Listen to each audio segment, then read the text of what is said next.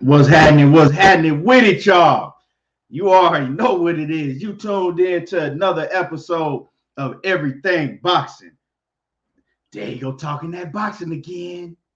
Yeah, we got a show for y'all today. What's happening with it? When you come in the building, make sure that you smash on that like button and let me know, in the comment section that you in the building.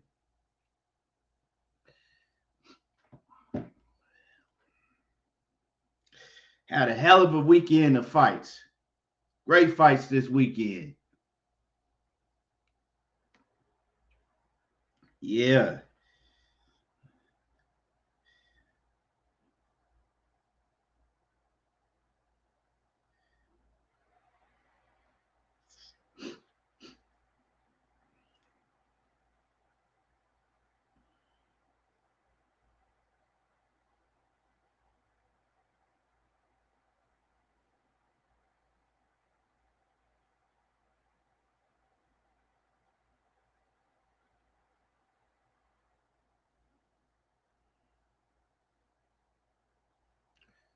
Salute. What's happening with it? Bumpy Thompson in the building. What's good with it?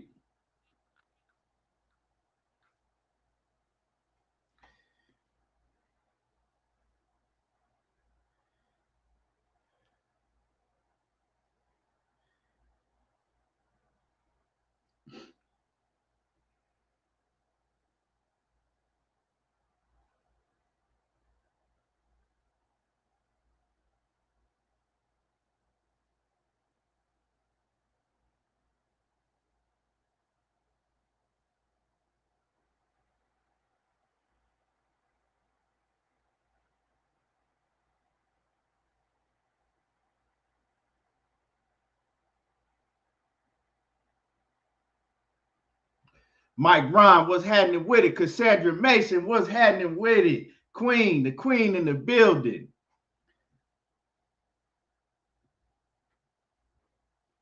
The marathon continues.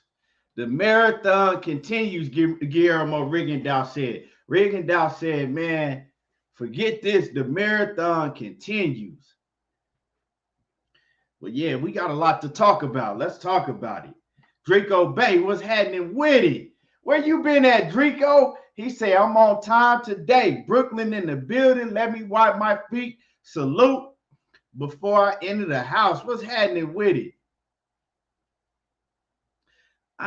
Where you been at, Draco? I ain't seen you in a minute around these parts. Harry Jones Jr., what's happening? Salute. Marlon So Icy Sims, what's good with it? Marlon, what's happening with you? You still fighting? You got any fights coming up? And like I said, when y'all come in the building, make sure that you smash on that like button. Smash on the like button when you come in the building.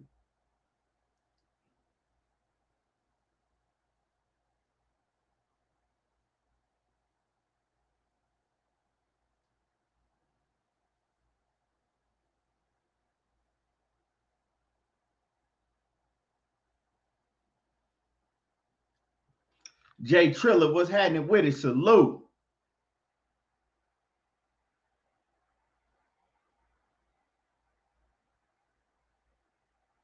Harry Jones Jr., he says, I was wrong on my fight prediction, but Vergil made us proud here in Texas. Man, it's crazy because every fight that happened this weekend, I predicted it right. I even had when I came on here and y'all seen when I predicted Franco to beat Maloney. I even had that. I had all of my picks was right, all of them. We know what happened in the Gary Antonio Russell situation, so that fight didn't get to play out. But other than that, all my picks was right. I even picked the correct round. If y'all go back, watch the replays, I picked the round, the eighth round. I said that Vergil Ortiz was going to get him up out of there in the eighth round. Uh, Julio Martinez, you want to be funny? How about that? Uh,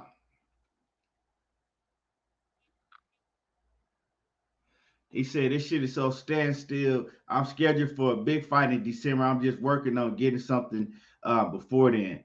Okay, yeah, man. Keep working. You never know when they might call you up. You know how boxing is. PLG Ski, what's happening with it? What's good with it? TJ Sports Nation, what's happening with it, TJ? Yeah. But we had some hell of a fights this weekend. We had some great fights this weekend, and it was going down this weekend. I enjoyed the fights, most of them. I enjoyed most of them. So let me see. Hold on, real quick, y'all.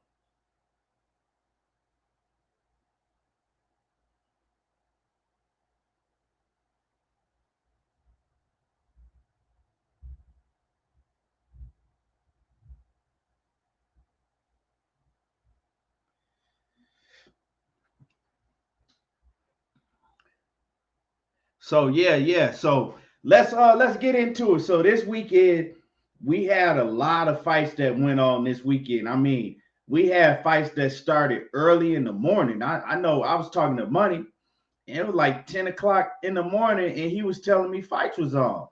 I'm like, fights is on already? What's good with the Uppercut Boxing Nation? Salute. I'm like, fights is on already? Like, where? Where they fighting at? So we had the young up and coming prospect, my man, Raymond Ford. My man Raymond Ford, he looked great. He fought early in the day. He looked great. He got, you know what I'm saying? He won by knockout. So this was supposed to be a step up type of fight for Raymond Ford, and he went in there and he showed out. So salute to Raymond Ford. We had Joshua Buatsi.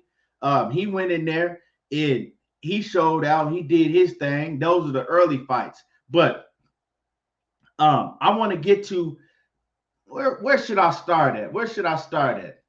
Let's start on the ESPN card with Nico Ali. Nico Ali is the grandson of Muhammad Ali, right? Nico Ali is the grandson of Muhammad Ali. Now, you really couldn't see too much about Nico Ali because he went in there with a dude that can't beat nobody on here watching this show right now.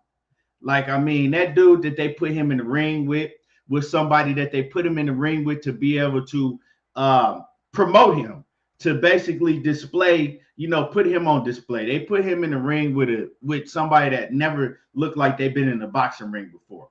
But honestly, Nico Ali, I can see that he got a lot of work to do.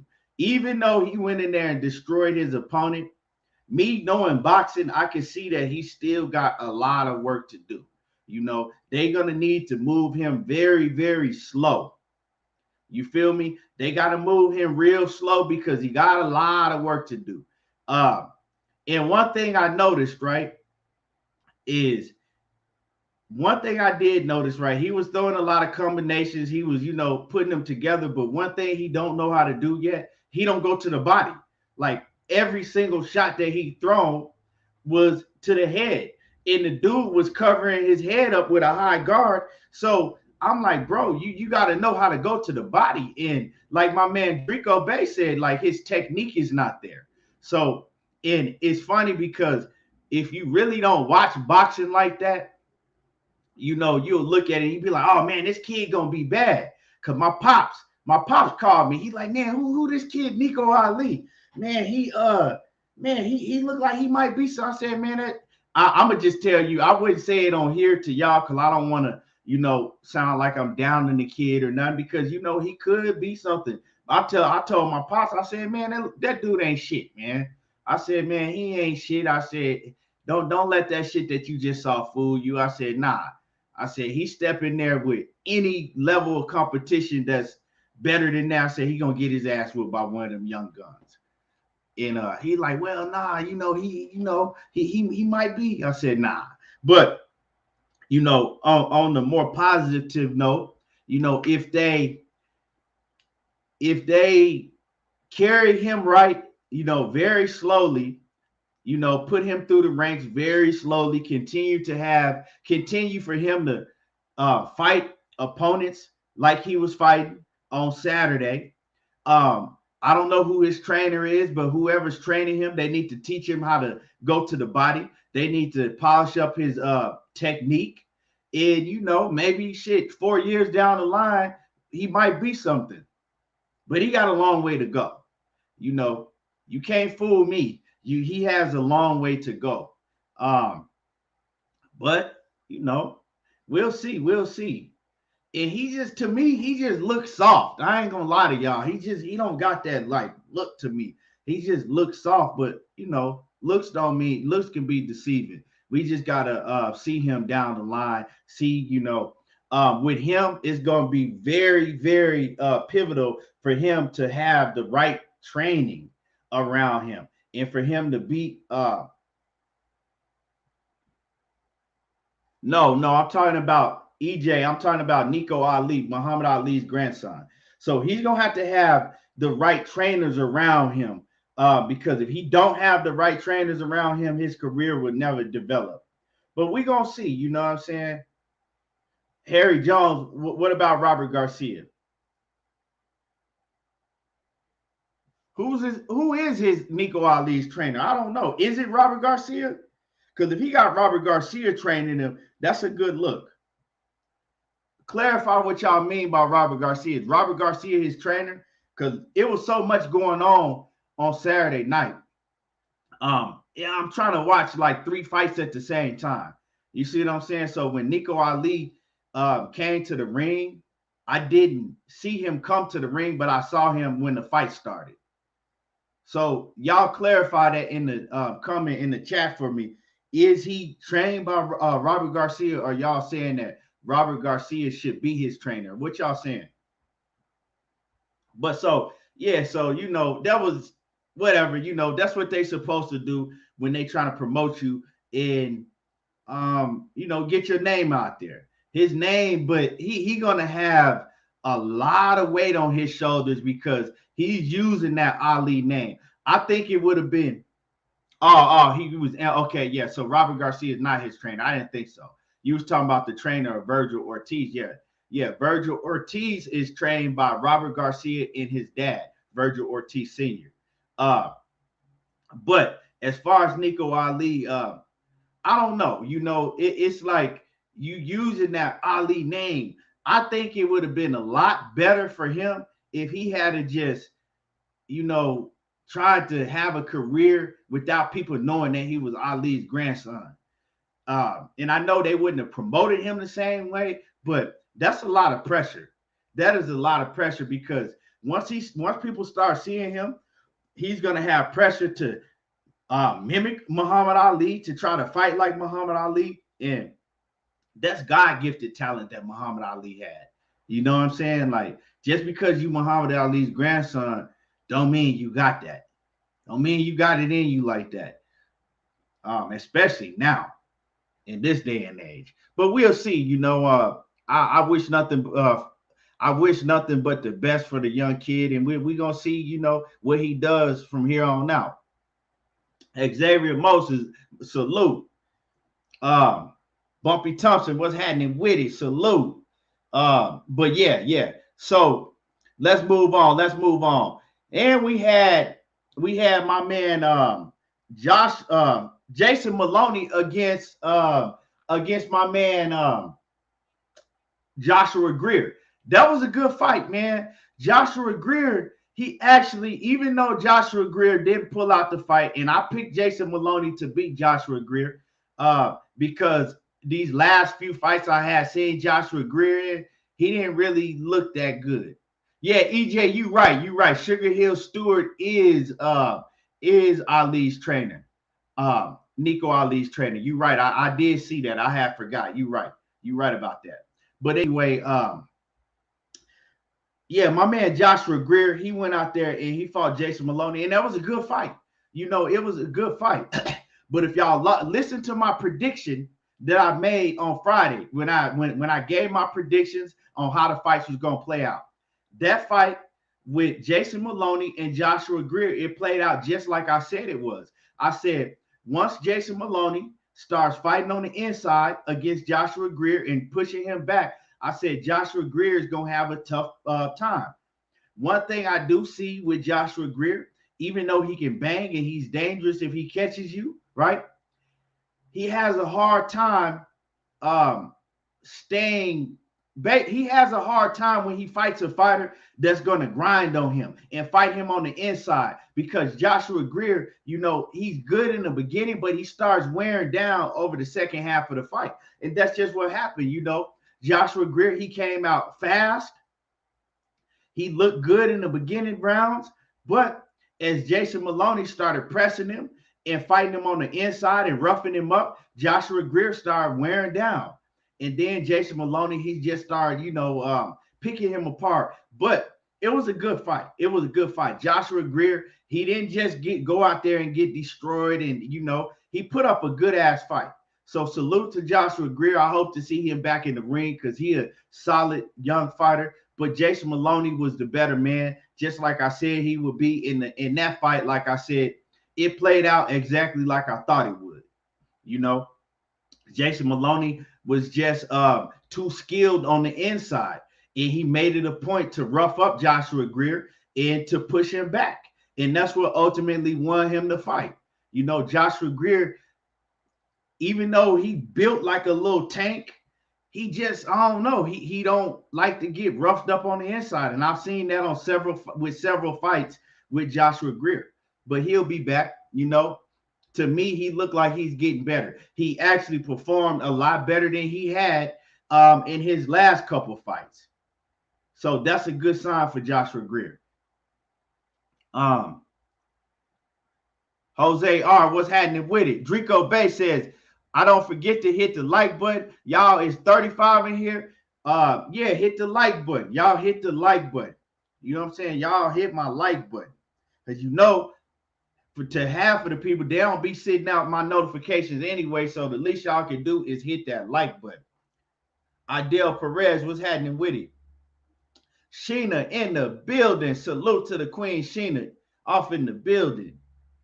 Yeah, so let's move on. So the next fight, let me see the next fight I want to talk about before we get into these main topics and these main fights. The next fight, I'm gonna switch over to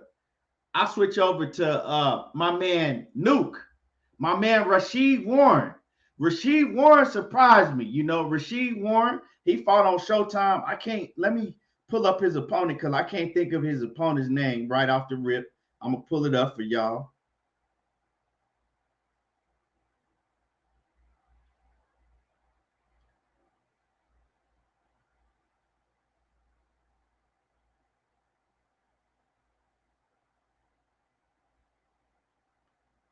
Let me see who Nuke fought.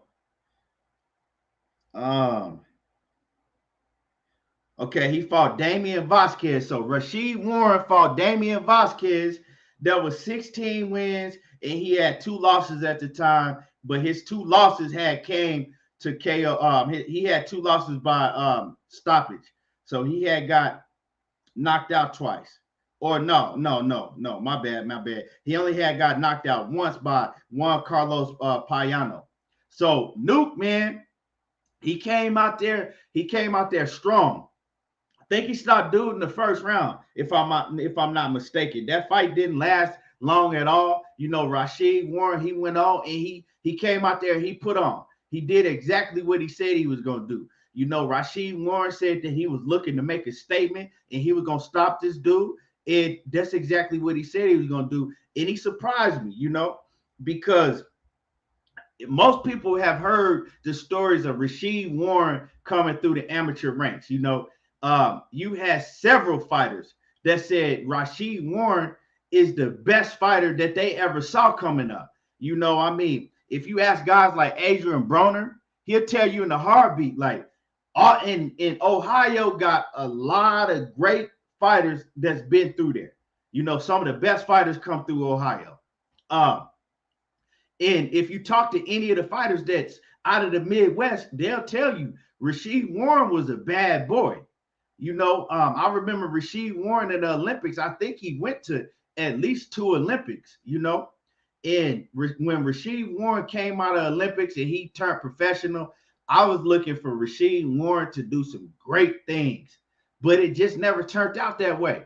You know what I'm saying? It never turned out that way. We never saw the ever since Rau'shee Warren stepped up his competition, excuse me, stepped up his competition, we never really saw that Rau'shee Warren that everybody remembered in the amateurs. You know, Adrian Brunner said that, man, that little dude hit harder than anybody he had ever been in the ring with. Duke Reagan, he'll tell you right off the rip, he say Rau'shee Warren is like my favorite all-time fighter. You know, a lot of fighters say that shit about Rau'shee Warren, but he just never, you know, his career just never went like that in the professionals. So I would be lying if I told you that I thought Rau'shee Warren was going to come out and show out like he did Saturday night. He came out blazing fast, and he got the job done, and he did it real fast. That fight didn't last no time. So shout out to Rau'shee Warren, and hopefully Rau'shee Warren, you know, he continues to look great. But one thing I don't like, right, about Rau'shee Warren, I never liked I never liked Mike Stafford as far as a trainer. I never liked Mike Stafford as Adrian Brunner's trainer. I never liked Mike Stafford as Rau'shee Warren's trainer. This is my opinion. And Mike Stafford, I like him as a dude, but I don't really like him as a professional trainer. As a professional trainer, I wouldn't recommend Mike Stafford. Mike Stafford to me is more of a great amateur trainer. Like, you know, when he, as far as the professional ranks, he really don't, I don't know. I just never, and I've been saying this ever since AB was young, that I didn't like Mike Stafford as a professional trainer. But hopefully Rau'shee Warren can continue to, you know, look spectacular, and hopefully, you know, he can get another title shot. You know, hopefully he could get another title shot. Salute John Kramer in the building. What's happening with it?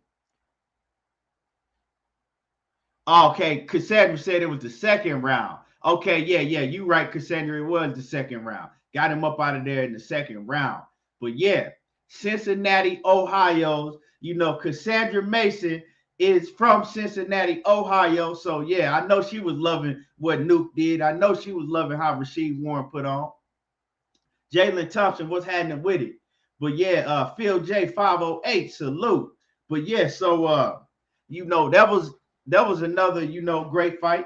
And then let's skip over to let's skip to my man Gary Antonio Russell. This was a fight with Gary Antonio Russell versus Emmanuel Rodriguez. This is a fight that I talked about, and I was looking forward to seeing this fight because I said that this was going to be the toughest fight for Gary Antonio Russell by far. Emmanuel Rodriguez can fight his ass off.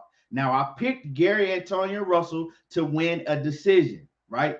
I picked him to win a close decision, and I was really looking forward to that fight because it was going to be a great fight. But we can see it right out the gate when the fight started. Gary Antonio Russell came right out the gate, you know what I'm saying? I think he threw a hard overhand. And Emmanuel Rodriguez, he came back countering, just like I told you he does. If you go look where they clash heads at, and then if you go back and listen to Friday when I broke down the fight, right? Even though the fight didn't even last but a couple seconds, right? What you saw is Gary Antonio Russell coming out right out the gate strong. But as soon as Gary Antonio Russell threw, Emmanuel Rodriguez was throwing in between Gary Antonio Russell's shots, just like I said was going to happen. And what happened is they came together and they clashed heads. It was a nasty headbutt. It was accidental, and the fight was stopped. You know, Emmanuel Rodriguez's nose was busted. So, you know, they had to stop the fight. It was unfortunate, you know, because I was, like I said, me and everybody else that knows Gary Antonio Russell and everybody that knows how good Emmanuel Rodriguez is, all the boxing fans was looking forward to seeing that fight. Earl Taylor, salute. Yeah, everybody was looking forward to seeing that fight, and it's unfortunate that we couldn't see that fight. And it's just like, it don't even surprise you no more. with all of the things that go on in boxing, that's been going on in boxing, nothing surprises you no more. Knockout Boxing 86 TV in the building. Make sure that y'all hit my like button, like my man Knockout said, and make sure that y'all sub to Knockout Boxing 86 TV. You know, do those two things. If you can't do nothing else, do them two things for me. Hit my like button and sub to Knockout Boxing 86 TV. And then when you go back on Facebook, because I know most of y'all got a Facebook, sub to Uppercuts Boxing Nation. But yes, sir. So anyway, like I said, man, it's just unfortunate that we didn't get to see that fight, but it don't surprise me. It's one thing, one bad thing after another in boxing. You know, nothing surprises me no more in boxing. Is one bad thing after another. So it don't surprise me. You know what I'm saying? If we not losing the fight to COVID, if we not losing the fight to a motherfucker faking like they got COVID, or a boxing injury, you know, that happens outside of the ring, or, you know, a fighter pulling out because the other fighter don't want to agree to a drug test in a timely manner. You know what I'm saying? If we not missing fights because of all those reasons, well, what's the next best thing? Let's get the fighters in the ring, and then let's have them clash heads in the fucking, you know what I'm saying, the first seconds of the first round. And you know what I'm saying, we're going to miss a fight that way. But, you know, the fighters, they couldn't help it. But it's just unfortunate to boxing fans that we didn't see that go down. So, you know, that is what it is with that fight. Let's move on. Let me see what other fight I want to talk about. Before I get into the main fights. Let me see what other fight. I guess we could talk about, let's talk about the Andrew Maloney versus Joshua Franco. Now, and Knockout was here. You know, Sheena was here. Cassandra's here. John Kramer says, boxing got a black cloud over it for all the bullshit that has gone in the sport. Yeah, for all the bullshit that's going on in the sport and the shady shit. That's right, man. That's what it looked like. But I hate for my man Gary Antonio Russell to have to suffer from that. You feel what I'm saying? I hate for Gary Antonio Russell to have to suffer from that because, you know, Gary Antonio Russell, man, he been waiting for a long time to get his big shot to be able to put on in a big fight like this. And, you know, it's just unfortunate. And you can see it in his face. You know what I'm saying? You can see in Gary Antonio Russell's face, man, he was hurt about that shit because that man said he trained for 4 months. He said he trained for 4 months for this fight, and he was more than ready. You know, the last fight that Gary Antonio Russell was in, he fought Juan Carlos Payano, and it was just a rough fight. You know, Carlos Payano, he was hugging and holding, and, you know, he wanted to do more wrestling than he did boxing. And so, you know, Gary Antonio Russell, he won that fight, but the fight ended, I think it was a technical decision. The fight ended on some bullshit. You know, so he was eager to get in there and show his fans what he been working on and show his fans that he is the best or one of the best at 18 pounds or 19 pounds. But, you know, we saw what happened. We saw what happened. But like I said, moving along, let's talk about the main event on Top Rank. Let's talk about the Top Rank main event. Andrew Maloney versus my man Franco, right? Joshua Franco. Now, me and Knockout, we on Friday, we gave our predictions, right? We gave our predictions of the fight, and Money was on here. He gave his prediction. Now, Money predicted that Andrew Maloney was gonna stop my man Joshua Franco. I don't remember what Knockout predicted, but I know he predicted Joshua Franco to win the fight, just like I predicted Joshua Franco to win the fight. And what I told y'all, I said the fight was going to play out just like the first two fights played out, besides the headbutt. I told y'all, if you go back and watch the first fight and the second fight, I said the first fight, Andrew Maloney, he came out strong in the first round. I said if you go to the second round in the first fight, he came out strong again in the second round. But Franco started closing the gap, right? He started coming forward, walking Andrew Maloney down on the inside, and he started landing some shots on the inside, right? And grinding down on Andrew Maloney early in the fight, in the second round. I said, if you go to the second fight was playing out exactly how the first fight was, right? And a lot of people was like, oh, no, Franco was getting his ass kicked. I said, the same thing that was happening to Franco in the second fight happened in the first fight. I said the only thing different is he suffered a headbutt. If you go back and watch the fight, I said, but Franco was coming on in the second fight in the second round also. But, of course, he couldn't see a lot of the shots that Andrew Maloney was throwing because his eye was closed. So I said from what I saw in the first fight and what I saw in the second fight, I said the main event was going to play out exactly how the first fight played out. And I said, I got Joshua Franco winning. I said, Franco just got his number. They know each other very well. And I said, you're going to pretty much see the same fight. And that's what we saw. We saw the same fight. We saw Andrew Maloney try to come out, in the early rounds, try to throw combinations fast and start off fast, right? And then we saw Joshua Franco round about the second, third round say, nah. He started pressing Maloney, He's throwing very good shots to the body, to the head, mixing it up on the inside, making it a rough fight. And, he's just too much. Franco just showed that the first fight wasn't a fluke. And Franco showed that if he hadn't got headbutted in the second fight, just like I said, that he was going to be too much. He's just a better fighter. Styles make matchups, and the style that Franco has, it's not a good stylistic match for Andrew Maloney. And I told y'all that Franco was going to beat him again. And that's exactly what happened,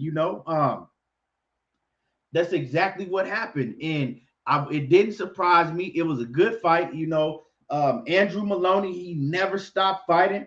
He was doing, he gave it all he had. That's all you could ask for. Franco was just better than him. And one thing that I really looked at going into predicting this fight is Robert Garcia. I like to look at trainers. And if you look at Robert Garcia is a very good trainer. And especially if you got two opponents that's neck and neck, and Robert Garcia got time for his fighter to really scout you out and get ready for you, that makes a difference in the fight. Who your trainer is and how good your trainer and your game plan is, that makes a big difference in this fight. And you can see that both fighters was in good shape, but Franco, he was in very, very good shape. And he told y'all that he was in some of the best shape of his life. And he had a point to prove, he had a point to prove that, he would have won the second fight if it hadn't got stopped and it wasn't no hit, but it was a punch. Everybody saw it was a punch, but he had a point to prove because everybody knew it was a punch. And a lot of people saying that he was going to go and lose that fight. But Joshua Franco is a very strong fighter. He's a very strong fighter. And I'm looking to see him do some big things. He's only going to get better. His confidence is going to continue to rise. And Joshua Franco is only going to get better from here on out. He's a very good fighter, y'all. And he's strong. He was catching Andrew Maloney with some big shots throughout that whole fight.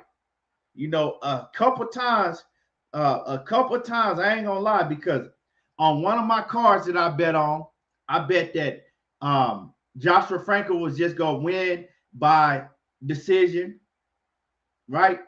And then, wait, no, I bet that Joshua Franco was just going to win flat out, right? And then on another one of my betting slips, I had Joshua Franco to win. Well, no, I had the fight going to distance. And a couple times in that fight, I was on the edge of my seat because I'm like, man, Joshua Franco looked like he might stop Andrew Maloney because he was hitting Andrew Maloney with some shit for real. But Andrew Maloney, I got to give, you know what I'm saying? I got to give it to Maloney. You know, he was taking it and he kept coming. He was taking it and he kept coming and he never slowed down. And, you know, even though he was getting beat and he was in there with a man that was just better than him, he kept coming and he kept, you know, and he does good body work. That's one thing I do like about Andrew Maloney. Even though, you know, like I said, he was outclassed, he does good body work. He can fight on the inside good. He put his punches together, but, you know, Franco was just too strong for him, you know, and Franco didn't have no quit in him. He was going to come forward and he was going to keep coming. And I think Franco's condition really, really won him the fight, because if he hadn't have been in the shape that he was in on Saturday night, he wouldn't have been able to beat Maloney. Because like I said, Maloney, he got a lot of grit to him and he don't stop. So that was a good fight. That was a great fight. Poot Angela's what's happening with it? He said Franco with PBC or DAZN. No, Franco is with Top Rank. He's a Top Rank fighter. But yeah, so that was a great fight. You know, that was a hell of a fight. And unfortunately, right? Unfortunately, the first time the fight was on, I was trying to watch, you know, the Rigondeaux and fucking John Casimero fight at the same time, because those fights was on at the same time. And Rigondeaux pissed me off. Let's talk about Rigondeaux running ass. You know, let's talk about Rigondeaux's running ass. You know, Rigondeaux. That shit that Rigondeaux did Saturday night, I don't care what nobody say. That shit was ridiculous. Now, if you talking about Rigondeaux getting a gold medal for salsa dancing, or, you know, taking ballet dancing or something, oh yeah, he can medal in that shit any day, any time of the week. The only thing that was impressive that Rigondeaux did to me was that an old man that's 50-some years old, because y'all can't tell me that nigga ain't 50-some years old. You know what I'm saying? Y'all can't tell me. Y'all trying to say that Rigondeaux the same age as I am, looking like this? Ain't no way. Hold on, let me find the picture of Rigondeaux. Y'all cannot tell me this man ain't 50-some years old, at least. Let's see where Rigondeaux at. Hold on.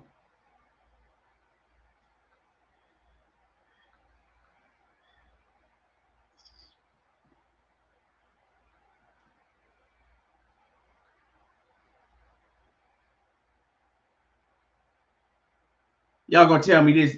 You gonna tell me this man ain't 50-some years old?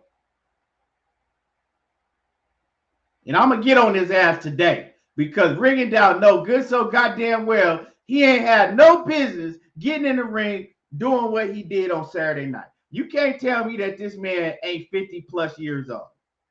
Me and him is not the same age. Ain't no goddamn way we the same age. Come on, man. Everybody know that black don't crack.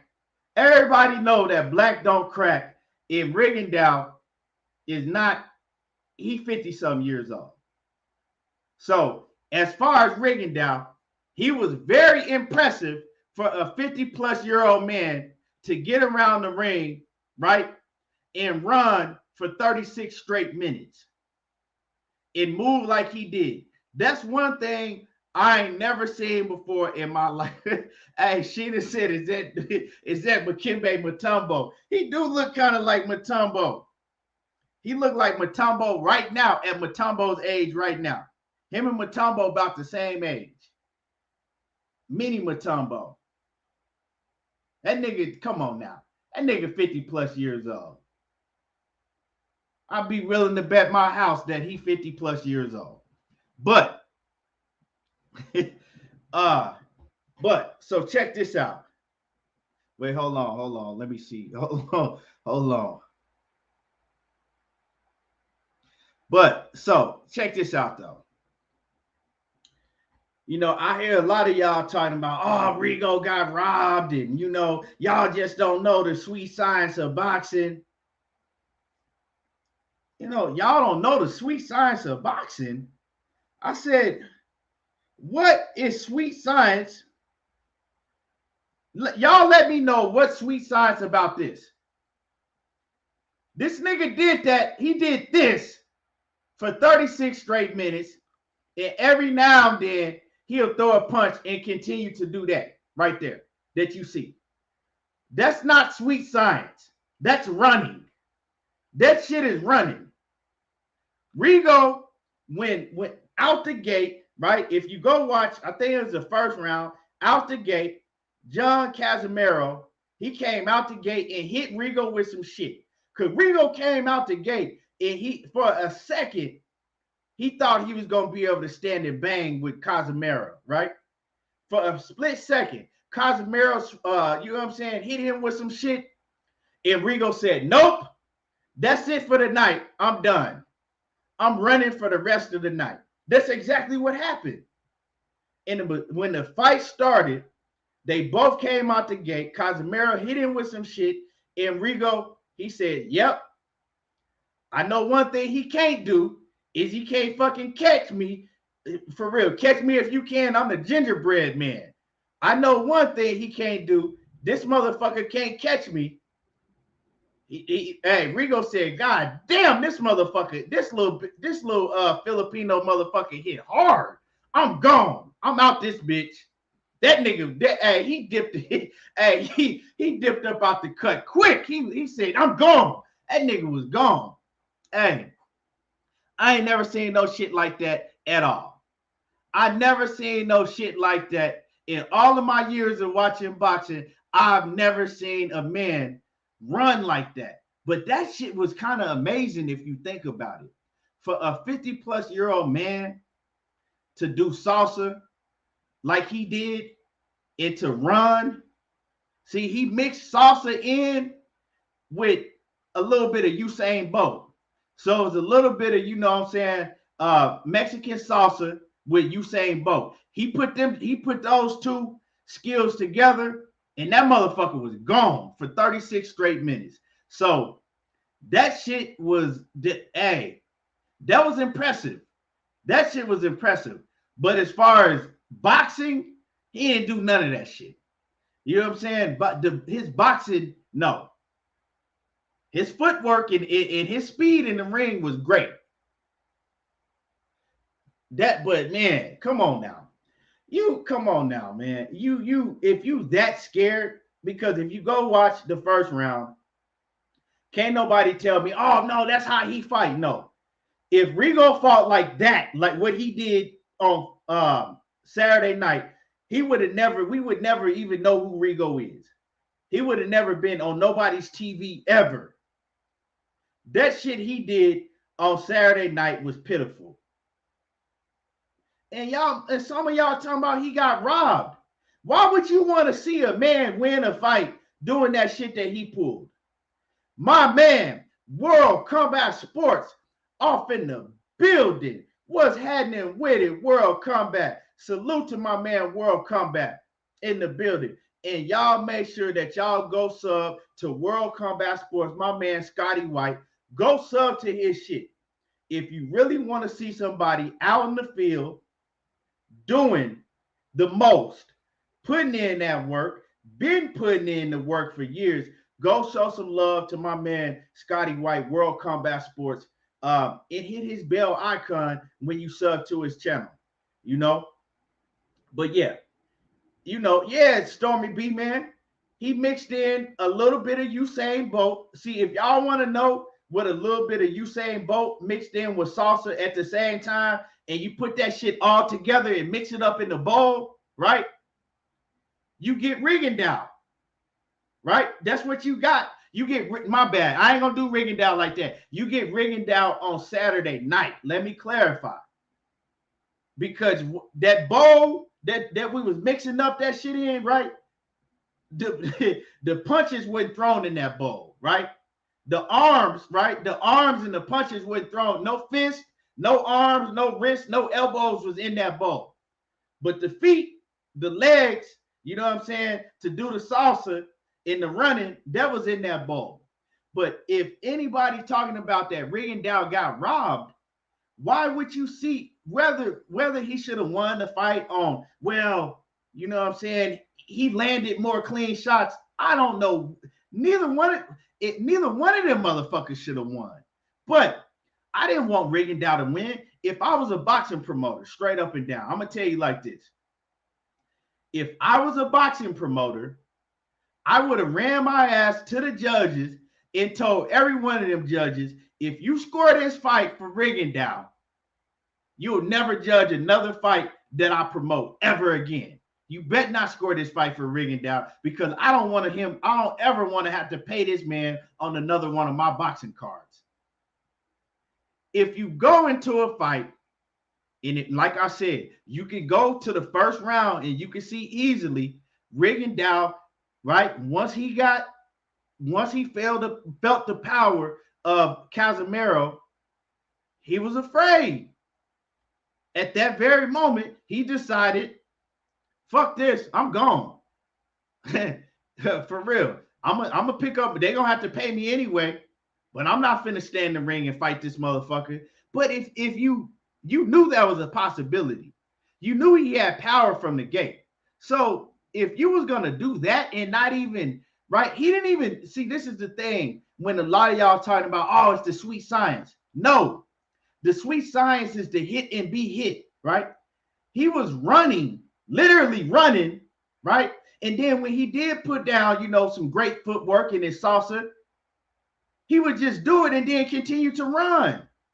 You're supposed to put your footwork together with great counter punching. You know, he could have did that shit. Wah, wah, wah, wah. You know, move, get back, wait for Casimero to come in again. You know what I'm saying? Use his footwork, use angles, wah, wah, wah, wah, get back out of there, you know. But you got to do that. You can't just continue to run and run and run and run and display your footwork a little bit and then run some more and then throw one shot and then and then run.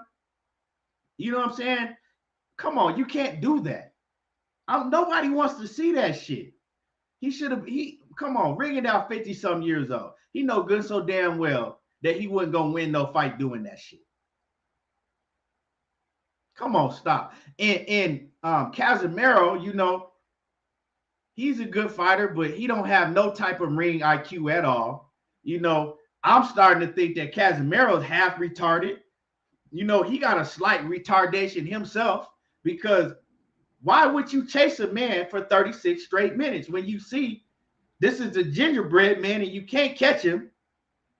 That's like somebody putting a fucking rabbit down on the football field and I'm just running around, right? I'm running around for damn near an hour straight trying to catch this rabbit, thinking the rabbit is going to get tired and I'm going to be able to catch the rabbit. Now I'm on the fucking ground and they got to fucking call the ambulance because I can't fucking breathe. And I'm just running around trying to catch this rabbit. Come on, man. Casimero, you got to be better than that. You're a professional fighter. You got to have better sense than that. You saw after six rounds, right?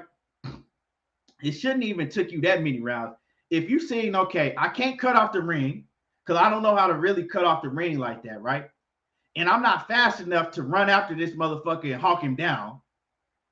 You know what?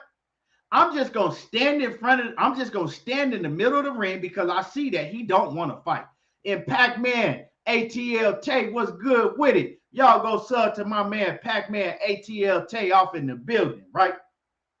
Salute to you, right? So Casimero, right? You got to understand, after I've been chasing this motherfucker for 6 straight rounds, and it shouldn't take you that long. I'm just going to stand in the middle of the ring. I'm going to have my guards up, right? And he going to have to come to me. I'm going to stand in the middle of the ring. I'm going to put my guards up, and he going to have to come to me. At least stand in the middle of the ring, right? Get in your stance, put your guard up, and just, you know what I'm saying, just pump a jab out. Don't even move. Because you see that Rigondeaux wasn't trying to come nowhere near you. He wasn't trying to come nowhere near you. So if you do that, y'all either going to be standing across the ring, staring at each other, having a staring contest, or the ref is going to say, look, y'all got to fucking engage. At that point in time, the ref going to come in and he say, look, y'all got to engage. But I'm not going to continue to fucking run after you for 12 straight rounds. I'm just not going to do that. I mean, you got to have some type of fucking brain. We know that Casimero didn't have a boxing IQ. His boxing, I mean, because if you had any type of boxing IQ, why are you still running after this man? And you throwing the same punch over and over. You running after this man, throwing hooks to the body, fucking missing by a million miles. And you continue to do the same thing over. It wasn't working. When you, after, like I said, after you trying to do that shit for 6 rounds, just stand in the middle of the ring and stare at the man. Tell the man, hey, if you gonna continue to fucking run around the ring and sprint from me, I'ma just stand right here. And you gotta come to me. You gotta come to me, or the referee gonna have to intervene and make you fight. Right? At that point, I think that the referee would have had to been like, look, both of y'all got to fight, or I'm going to disqualify both of y'all. At least that would have made Rigondeaux, you know, like, it would have put Rigondeaux back up against the wall to where, okay, I'm going to have to actually fight this man now, you know. And when I say fight him, Rigondeaux didn't have to stay in front of the man and just fucking bang it out with him. Nah, he could have used his footwork, right?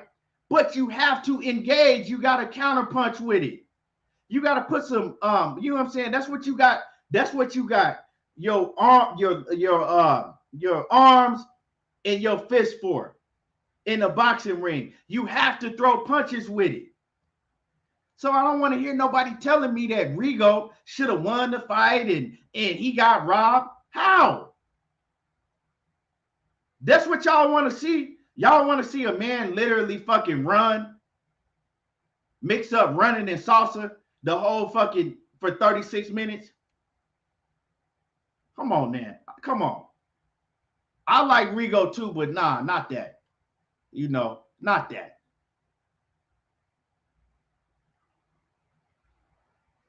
Like, you know what I'm saying? Like I said, in Casimero, like he don't. So you got one. So this is what you saw in the ring. You had one motherfucker in Casimero that didn't have no ring IQ and he was half retarded.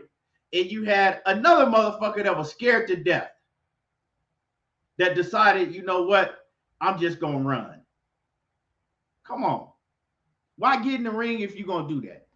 And me, I put more of the blame on Rigo, because why get in the ring if you're going to do that? Stephen Lee says Rigo never took center of the ring and shoot his shot. I think he waited to like the last round. He waited to the very last round, and he finally took center of the ring for like probably 10 seconds. And he caught Casimero with a good shot. He caught Casimero coming in with a good shot. But by that time, Casimero, he was just frustrated, and he wasn't even using no defense. He was just frustrated, like, God damn. I bet that Casimero was praying that fight was over, because you know that motherfucking calves was burning. You know, them Filipino dudes, they got some big ass calves. I don't give a damn how big your calves is. If you running around chasing a rabbit that long, your shit burning. Then with Casimero, he probably can't walk now. And Rigo, that shit was impressive to see a 50-plus-year-old man run for 36 minutes straight. He did that. That's one thing Rigo did. He ran for 36 minutes straight. D-Love 404 Boxing says, I wanted Rigo to stand in the paint after about 8 rounds. I'm telling y'all, Rigo was scared to death. That's just what it is. Go back and watch the beginning of the fight. Rigo was scared to death. After Rigo got caught in the beginning and he seen that Casimero was too strong for him, he made that decision then, like, nah, fuck this. You know, I think that Rigo, right? They had two game plans, right? And you could tell he was getting Ronnie. He was getting Ronnie Shields was frustrated. Ronnie Shields didn't want to see that shit. If you listen to the corner, Ronnie Shields was telling Rigo, "Look, bro, you gotta fight." He was like, "Man, you gotta fight. You giving up rounds doing what you doing. You gotta go in there and fight." Rigo wasn't hearing that shit. Rigo was like, "Man, fuck that. I'm finna run for these next 20 minutes and I'm gonna get this paycheck." Right? But I think they had, seriously, all jokes aside, I think they had two game plans. I think one game plan was to go in early, right? To see if he can, you know what I'm saying, bang with Casimero in the middle of the ring, see if he was strong enough to be able to bang with Casimero and use angles and bang with Casimero in the middle of the ring, right? But that plan got thrown out the window very fast when Casimero caught him early and Rigo was running from that point on, right? The second game plan, if they saw that didn't work early, right? I think the second game plan was to be like the old Rigo, right? Because he showed that he still had the movement. He showed that he was still quick. He still had that movement, and he was able to use his legs still. No, I didn't know that. I didn't know that Rigo is still able to use his legs because we haven't seen him do that in years, right? So the second game plan was for him to use his legs, use angles, and to just basically pick Casimero apart by counterpunching, right? Pick him apart, counterpunch him, and then in the later rounds, get him up out of there. But Rigo didn't stick to the second game plan, right? What Rigo did is he stuck to a game plan to where he was like, fuck it. I'm going to use half of the second game plan. I'm going to use the angles and then I'm going to implement sprinting. But I'm not going to use the part where I have to actually throw hands and counterpunch. I'm not going to use that. So Rigo, he used a little bit of the second game plan that they had, but not all of it. So I think that's why the fight played out like it played out, because they trained for Rigo to actually be able to move like that. You got to be in some shape to do what Rigondeaux did. I don't care who you are. To use all the angles that he was using and to run like he was sprinting. If y'all want to see it again, if y'all say, nah, Casimero he got to cut off the ring.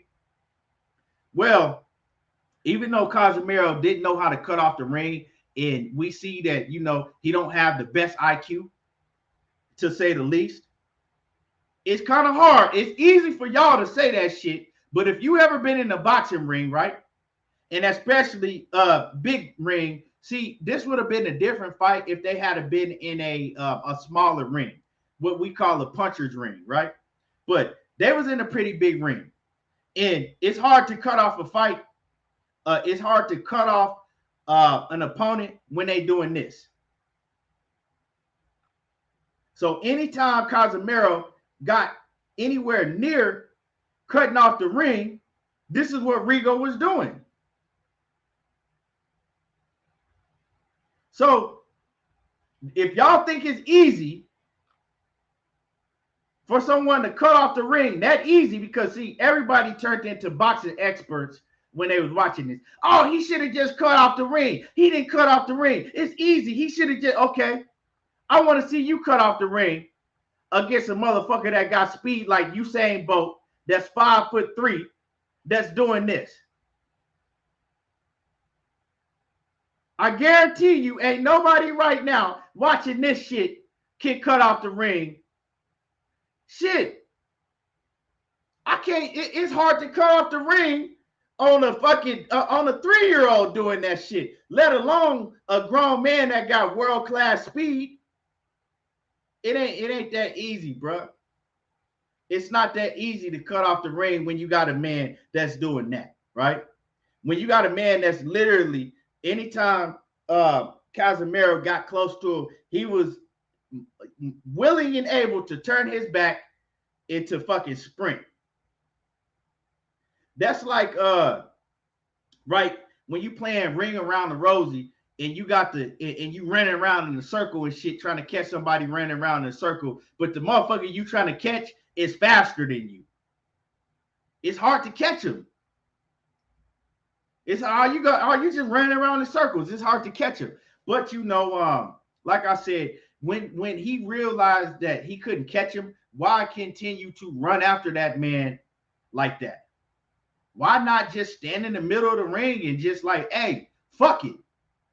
If you don't want to come nowhere near me, I'm gonna stand in the middle of the ring and we just gonna fucking stare at each other until the referee makes us fight. Until the ref make us fight. Straight up. Let me see what y'all talking about. Let me see what y'all talking about. 817 Boxing B salute. He says if he just hit him with a 1-2 after making him miss, I think he wins. But see, that's the thing. He was too terrified to even really stand in and plant his feet and engage at all. And even when he would throw a shot, he was doing it running at the same time. Casimero was just frustrated. Like, really, if Casimero really just didn't want to get hit in that fight, Rigo would have never landed one punch because he was too terrified to go in to do what he had to do to land a punch. Casimero was just the shots that he was getting hit with, the shots that Casimero was getting hit with, he was just basically running into shit because Casimero was, you know, he was frustrated, man. He was frustrated. That shit was frustrating me watching it.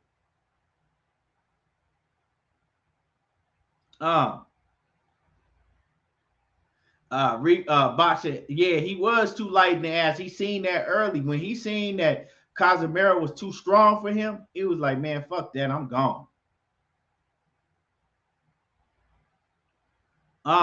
But see, you see a lot of people are in A1 saying, I see a lot of people, right, saying that Loma was able to cut off the ring and do it against Rigo. If you go back and watch that Lomachenko fight, Rigo wasn't running like that. Rigo didn't do that. He kind of stood there with Loma in the middle of the ring. You see, that's what people got it misconstrued. Rigo didn't run when he fought Loma. So Loma didn't have to chase him. I'm telling y'all, if Loma was in the ring with the Rigondeaux that was in the ring on Saturday night, Loma would have had a hard time cutting off the ring also. I think that Loma would have been more effective doing it, but he would have had a hard time also. Rigo didn't do what he did on Saturday night against Lomachenko. He actually stood in front of Lomachenko, and Lomachenko, you know, we know what Lomachenko did. Rigo didn't do that shit. He didn't do that against Lomachenko. He didn't do that when he fought. And I'm gonna just talk about his, you know, major fights that people know. He didn't do that against Lomachenko. He didn't do it when he fought my man Donaire. He didn't do that. If Rigondeaux was known for doing what he did Saturday night, we wouldn't have seen him in the ring on Saturday night because no promoter would have put him on the card because nobody would have paid to see him.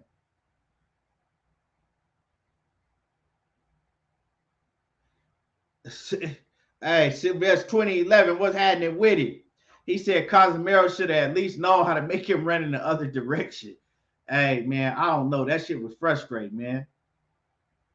But y'all hit my like button. You know what I'm saying? Y'all hit the like button. It don't cost y'all nothing to hit the like button. You know, at least support the channel by hitting the like button. Yeah, you don't follow him, J.A. Dixon. You don't follow him. Like I said, if you can't catch him, you can't cut off the stand in the middle of the ring. You know what I'm saying? It makes something happen. Stand in the middle of the ring like a fucking mannequin. And if y'all gonna stare at each other down, or, you know what I'm saying, stare at each other until the referee come and look and tell both of y'all, look, I'm going to disqualify you if you keep running, and I'm going to disqualify you if you don't fight. So y'all going to have to fight. They need to implement rules in boxing like they got in the UFC. Like if you watch the UFC, right? If you got somebody just laying on top of somebody and there ain't no action going down, like you got somebody just basically trying to win around by laying on top of somebody, ain't nobody landing no punches, ain't nobody really throwing no punches. They just trying to fucking lay on top of the other opponent into the bell ring. So what they do in the UFC is the ref break them, they'll restart them, and they'll say, "Hey, y'all gotta fight." And if they keep doing that shit, he'll keep on breaking them and making them restart. Y'all gonna fight, or I'm gonna disqualify you. In that case, they need to have some rule in boxing now, because I ain't never seen nobody do what Rigondeaux did that I can think of in all my years of watching boxing. But in that case, now that we see that, they need to put a rule in boxing. If we ever see that shit again, they need to stop the fight and let the man know, look, run again, and I'm going to disqualify your monkey ass. If you run again, I'm finna disqualify your ass. So keep on running, and you're going to get disqualified. And people are trying to compare this shit to Lara and Canelo. No, not even close. Lara put on a beautiful boxing display when he fought Canelo. Even though it was a close fight, Lara was moving and using angles, and Lara was putting together combinations, right, and catching Canelo coming in. Rigondeaux wasn't throwing nothing. A lot of people try to compare it to Mayweather. Mayweather never ran from an opponent. Mayweather would use angles, use movements.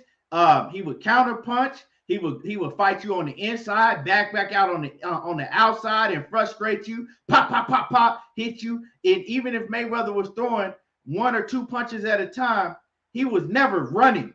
That shit, he was never running. Pernell Sweet Whitaker. I see a lot of people trying to say, "Oh well, yeah, that's what Pernell Whitaker was doing when he fought Chavez." No, if you go back and watch that fight, that's a goddamn lie. Pernell Whitaker was on the inside banging with Chavez. He was all the way down on the ground, coming back up, hitting Chavez with combinations, using angles, coming back, catching Chavez with combinations, counter punching. Nah. So that shit that y'all talking about, trying to compare this to Sweet Pea or compare it to Lara or compare it to Mayweather, y'all are way off. And that lets me know that a lot of people just don't know shit about boxing, you know. And it proves when a lot of people say, "Oh, Lara runs and Mayweather runs and Sweet Pea, he was running." That proves y'all don't know nothing about boxing, because for everybody that was talking about running, right? Everybody that was using, "Oh, Mayweather run." If you watch Saturday night's fight with Rigondeaux, right? Y'all got what y'all wish, right? That's running. Now y'all see what running is. So don't let me ever hear come out of nobody's mouth no more about a fucking fighter running unless y'all see what happened on Saturday night. That was running.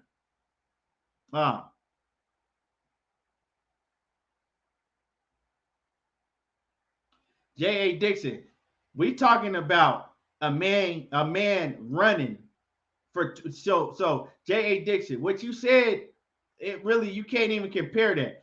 Okay, so J.A. says the UFC also gave Conor a win over Diaz in the rematch when Conor turned and ran like Rigo. So you're talking about one moment in the fight. I'm talking about 36 straight minutes, right? So Conor McGregor ran one moment in the fight. We've seen boxers, we've seen Keith Thurman run from Manny Pacquiao. We've seen Keith Thurman run when he got hit with the body shot with what's my man that just fought the Saturday before last, the Puerto Rican cat. Damn, what's the Puerto Rican I can't think of his name. We've seen Keith Thurman run on several occasions for that one split second in the round. I'm talking about a full fight. So you can't compare the two.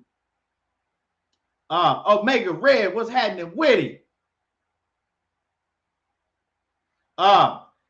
817 said he think that Rigo gave up in both fights. Yeah, Collazo against when Keith Thurman got hit with that body shot against Collazo, he ran for a second to get his shit straight again. Yeah, but we talking about a whole fight, y'all. But 817, you right. That's exactly it. And you hit the nail right on the head. 817 said that he believes that Rigo gave up in the Lomachenko fight and he gave up in Saturday night's fight against Casimero, but he just did it in two different ways. In the Lomachenko fight, right, he was trying to stand there in front of Lomachenko and thought he could bang out with Lomachenko, and Lomachenko put him in the dirt, right? So when he went back to that corner, he said, you know what? Fuck this. Nope, I'm done. I ain't come. So because he will quit on you. That's one thing he will do. He quit, right? He quit the Lomachenko fight. And then with on Saturday night, he seen that Casimero was too strong for him and he didn't want to feel that power. So what he did is he quit in a different way. He's just like, fuck it. I'm in some shape. I'm going to just run for 36 minutes and he ain't going to be able to catch me. So essentially, like my man said, he quit. He quit both ways. He quit in two different ways. You know what I'm saying? But he quit. Because to me, you cannot think that you're going to be able to win a fight doing that. Why? What would make me think I could get, if that's the case, like I said on Facebook today, right? Me watching Rigo, that shit gave me confidence that I could lose 40 plus pounds right now, go to the welterweight division, and I could whoop Bud. I whoop Bud Crawford and Errol Spence. I'm whooping them both. All I got to do is get in great running shape. I got some footwork. All I got to do is get in great running shape to where I can run from them niggas for 12 straight rounds. If I can, hey, that shit made me a believer. What I saw on Saturday night made me believe right now, if you give me 3 or 4 months to get in tremendous running shape, I'm going to do a couple marathons. I'm going to do all of that. I'm going to get in tremendous running shape.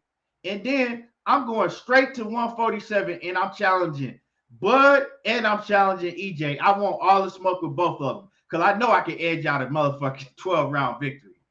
I'm whooping both of them niggas. Let them know, whoever watching them, let them know I want the smoke. I'm finna unify. I'm finna do it for y'all, right? I'm finna unify. I'm taking the belts. I'm bringing them home to y'all right here to the YouTube boxing community. I'm bringing them home because if y'all think that Rigondeaux should have won, well, then I think that I can edge out a 12-round decision against Terence Crawford and Errol Spence. So let EJ know when he come back, I want all the smoke because I'm going to make sure he can't catch me for 12 rounds. And I'm doing the same thing with Bud. Straight up. If y'all think that Rigondeaux should have won, well, I'm going to start training. I hope y'all pay to see me run for 36 straight minutes because that's what I'm doing. If niggas ain't finna touch me.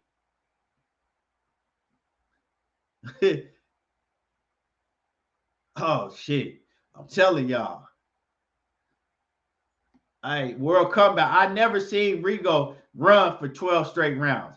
Now, I seen him move a lot and counter and, you know, put some shots together and move and counter. But that nigga was running for 12 straight rounds. But like I said, shout out to Rigondeaux because he do need a reward for the best lungs on the 50-plus-year-old man, right? And I think my man World Comeback, I think he around Rigondeaux age. World Comeback. Can you run like Rigondeaux did for 36 minutes in the ring? Because World Comeback, he in some good shape, but I don't think he can do what Rigondeaux did for 36 straight minutes. And Rigondeaux wasn't even tired. You seen Joel Casimero, that motherfucker was tired. He was sweating in the corner. He was breathing hard. He was frustrated. Rigondeaux he wasn't even breathing hard. I said, God damn, this old motherfucker in some shape. Yeah, Sheena. Hey, Sheena, you could be in my corner. Sheena gonna be my trainer. Sheena gonna be in my corner. She gonna be my trainer. All she gonna do is tell me what angles to run in and what side of the ring to run, right? And I want all of y'all to yell when y'all watching the TV, run, run, run, right? Because shit, I'm telling y'all, if I can run like he did Oh, I can beat Errol Spence and Terence Crawford. I can edge out a victory. And I want everybody to keep that same energy talking about that I should win the fight before the scorecards come out. Yeah, DP Rocker gonna be my track coach. For real. Let's get it. Let's get it. You know, I'm gonna cut these pounds. I'm gonna get down to 147, and we gonna do the damn thing. Straight up. I'm gonna make history, y'all. Fuck Jake Paul. I'm finna make history. Hey, that's real shit. Rigo said, man, hey, fuck with the crowd talking about, fuck with the people on YouTube talking about. At the end of the day, I'm still getting my check. But I'll let y'all know this. That's probably the last check he gonna be getting. Because if y'all don't think that whoever was promoting that event, if y'all don't think they was pissed off, hey, they was mad. Because if I'm promoting that event and I got the whole crowd booing and pissed off and talking about this is why we don't pay to see boxing, and it's all because of one fighter, yeah, you ain't getting another paycheck from me again. So don't be surprised if y'all don't see Rigondeaux again ever. It's going to be hard for him to get another fight with what he did. He might as well just go ahead and hang it up. Because one thing boxing can do is they can blackball you from getting another fight. They can blackball you. Let me see. Hey, R. West said he fell asleep in the 6th round and had to watch it on Sunday morning. Man, you shouldn't even went back and watched that shit. Man, you ain't missed nothing. Yeah, Wendell Jackson. Yeah, man, they gonna blackball his ass. They not finna let him ruin another card. And if they do, they gonna tell him, hey, they gonna tell him before they put him on another card, they gonna sit down and talk to him and say, look, if you don't go out there and stand in the ring and bang, they're gonna make him bang. Even though you shouldn't have to bang as a fighter, but they're going to make him do that shit now. They're going to tell him, you either going to give us the Rigondeaux that we had been seeing before this fight, or we'll never, ever put you on the card again. So if y'all see him on the card again, you better believe they're going to have a talk to him before they put him on the card.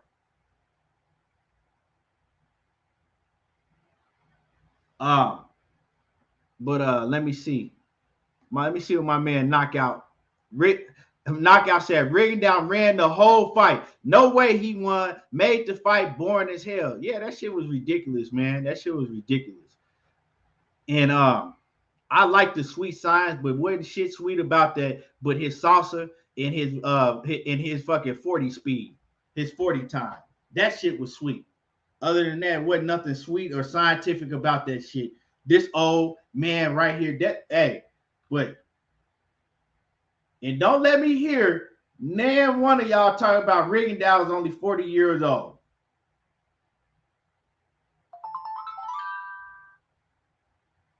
That man is 55 plus. Come on, man. You gonna tell me this man ain't 50-something years old? But anyway, let me get off Rigo. He's a great fighter. He is a great fighter, and we expect more from Rigo than what we seen. But y'all hit my like button. Y'all hit my like button. If that's the least thing y'all can do is hit the like button.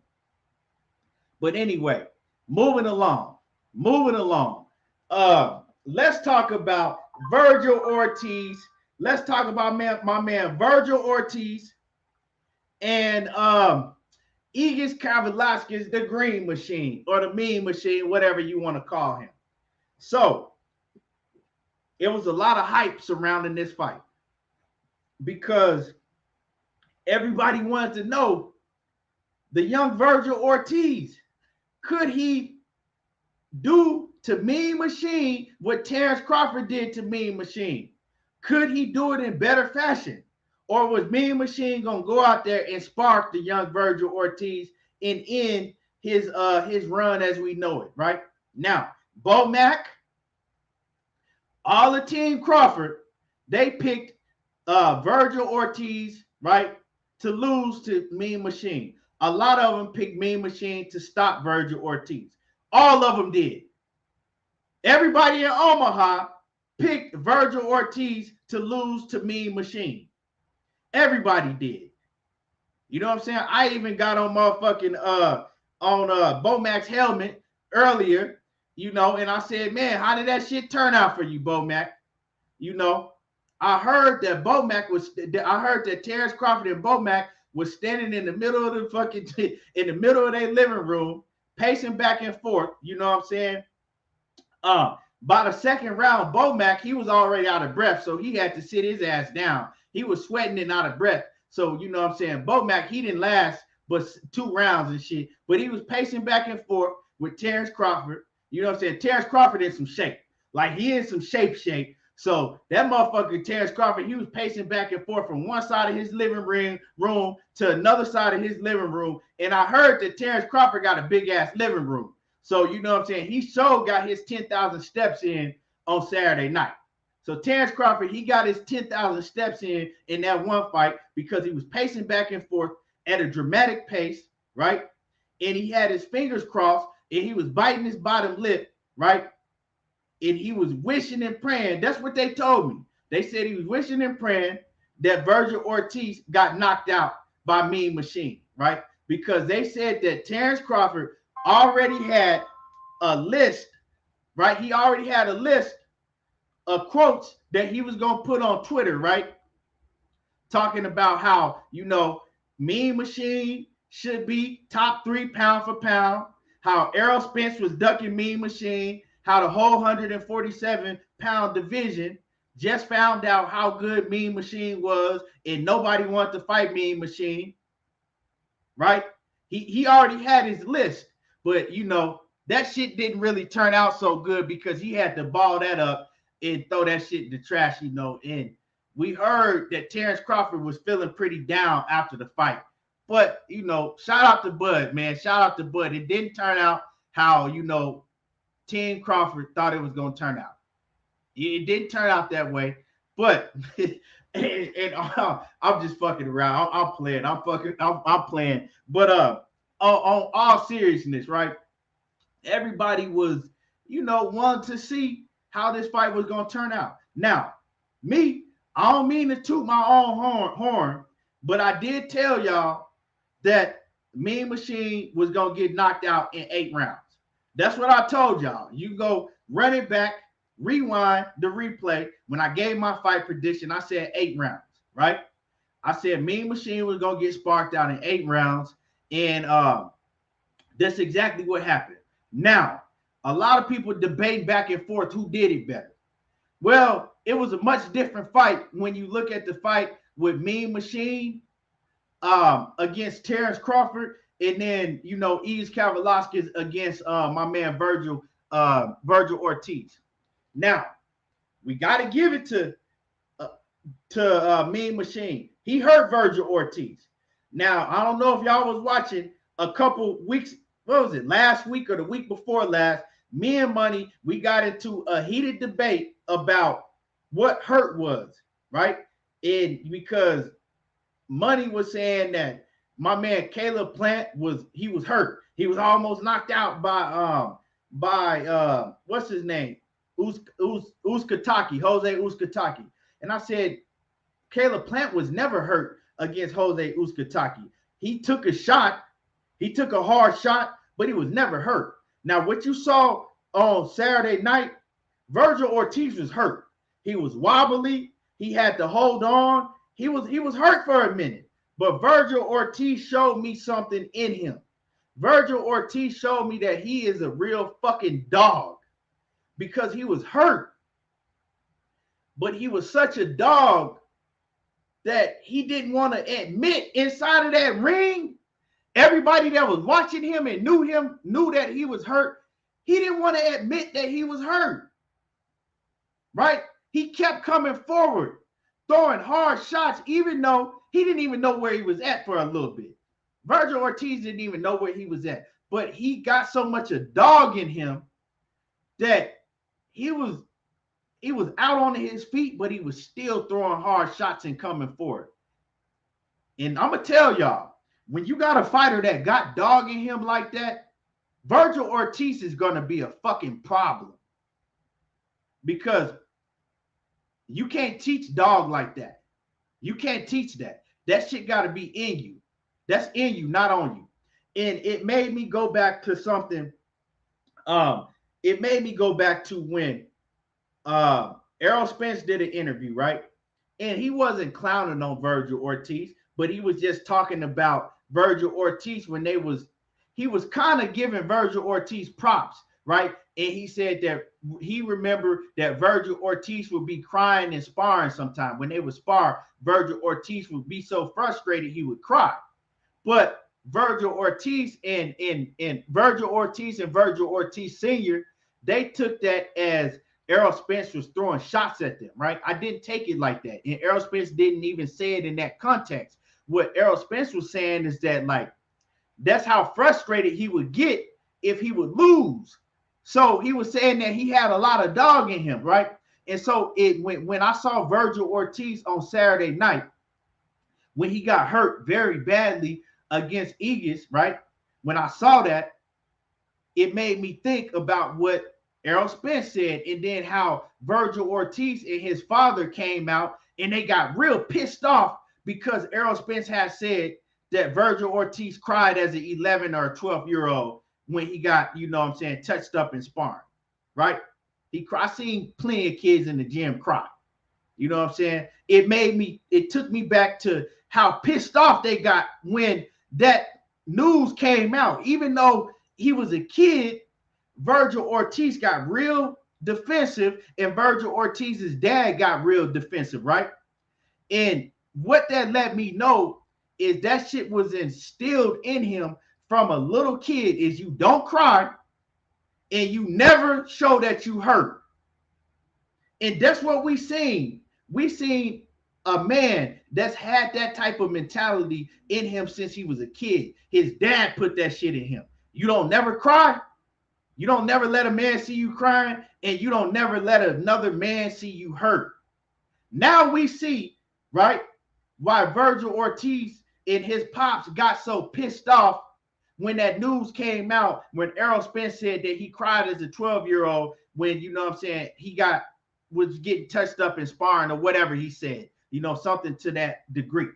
Now we see, and we seen how Vergil Ortiz reacted, right? If we want to fast forward a little bit, when he got on the mic and he talked and he said, no, I wasn't never hurt.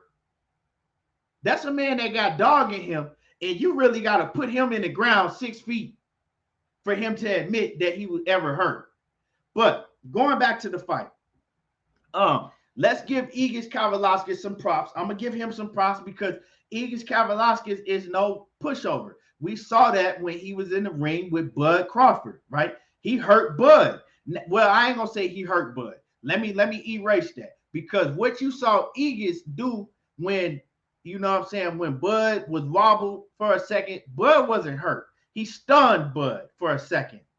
The same thing when me and Money was talking about with the Caleb Plant situation when he fought Uzcategui, right? It's different from being stunned and being hurt, because if you get stunned and you get hit with a shot, it's like that. You like that, but you recover fast and you back on your shit. When you get hurt, it take you a minute to recover, and Vergil Ortiz was hurt. So Aegis Kavaliauskas, he hurt him. He caught him with a great uppercut and then followed it up with a hook. He caught him, and he caught him with most of this, with that shit that Vergil Ortiz got caught with. First of all, Bud Crawford never got hit with a shot that clean and that hard when he fought Aegis Kavaliauskas. He never got hit that cleanly and that hard. Aegis Kavaliauskas caught Terence Crawford with some short shit, but it wasn't the type of shit that he caught Vergil Ortiz with. He caught Vergil Ortiz with some shit that most fighters would have been sleeping. Most fighters would have been asleep.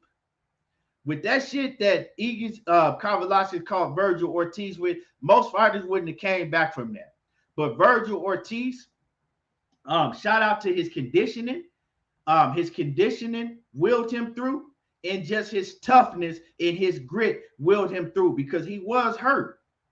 And he didn't hold, because when you hurt, you're supposed to hold. But Vergil Ortiz, he got so much a dog in him.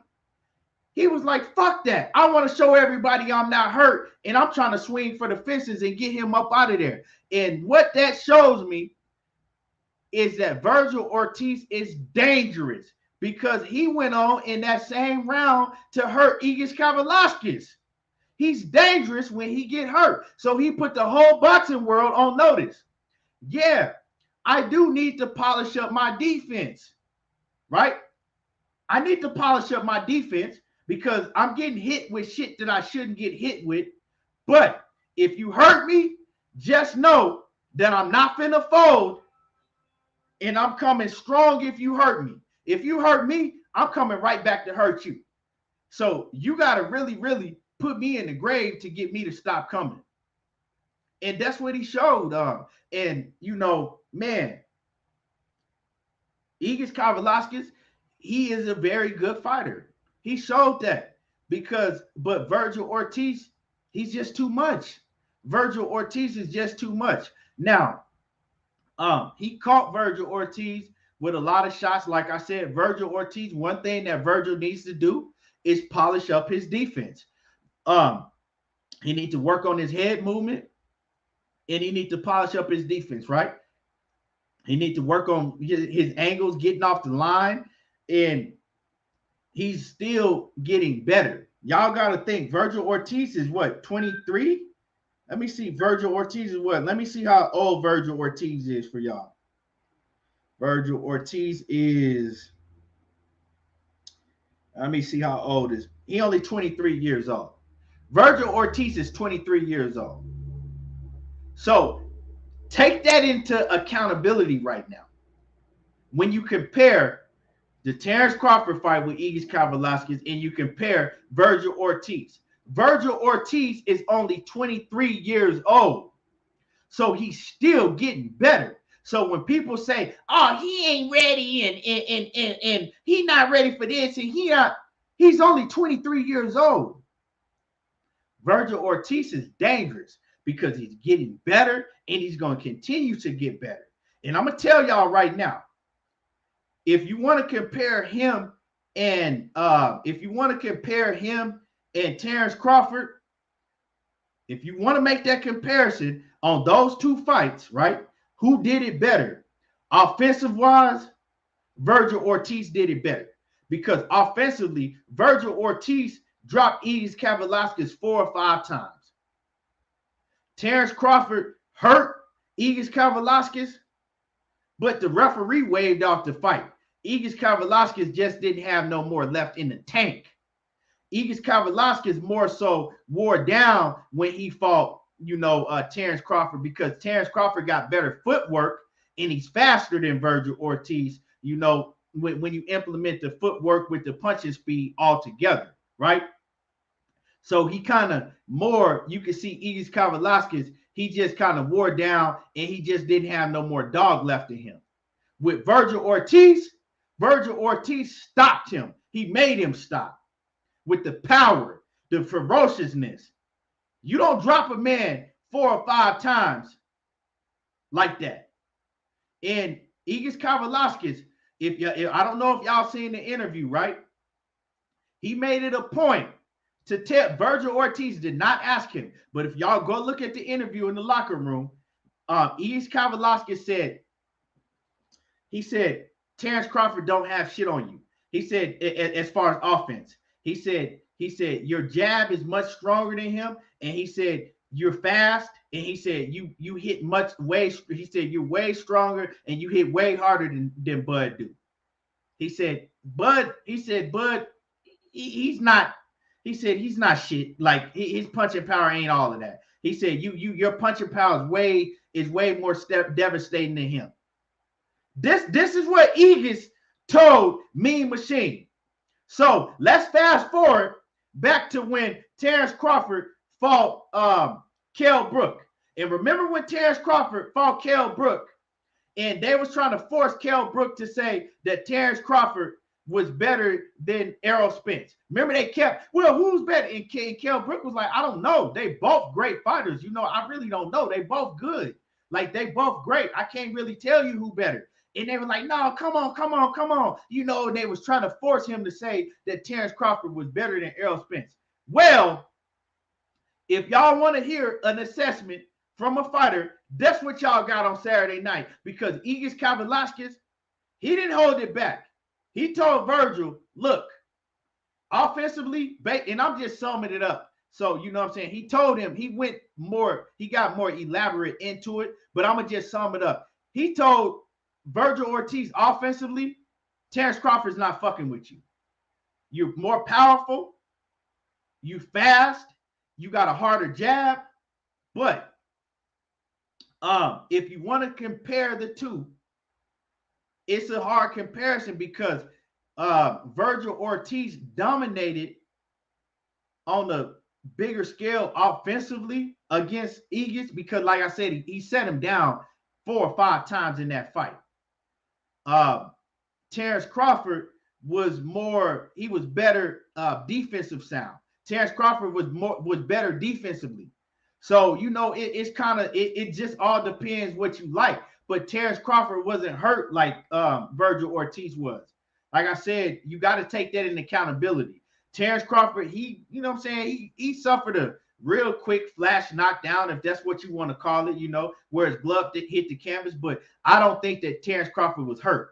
You know what I'm saying? He was stunned for a split second, but he wasn't hurt like Vergil Ortiz was. So I'm gonna say this to say that. I say that to say this. It's hard to compare the two performances because, like I said, one guy, he showed that his punching power and his ferociousness is on a higher scale, if you ask me. And that's Vergil Ortiz. But one guy showed you that he has the punching power, the ferociousness, and he puts it together with overall boxing skills. So he was able to come out of the fight more clean-scathed. He didn't have to get hurt like Vergil Ortiz did. So it's hard to make the comparison. It's all what you like. It goes all about what you like.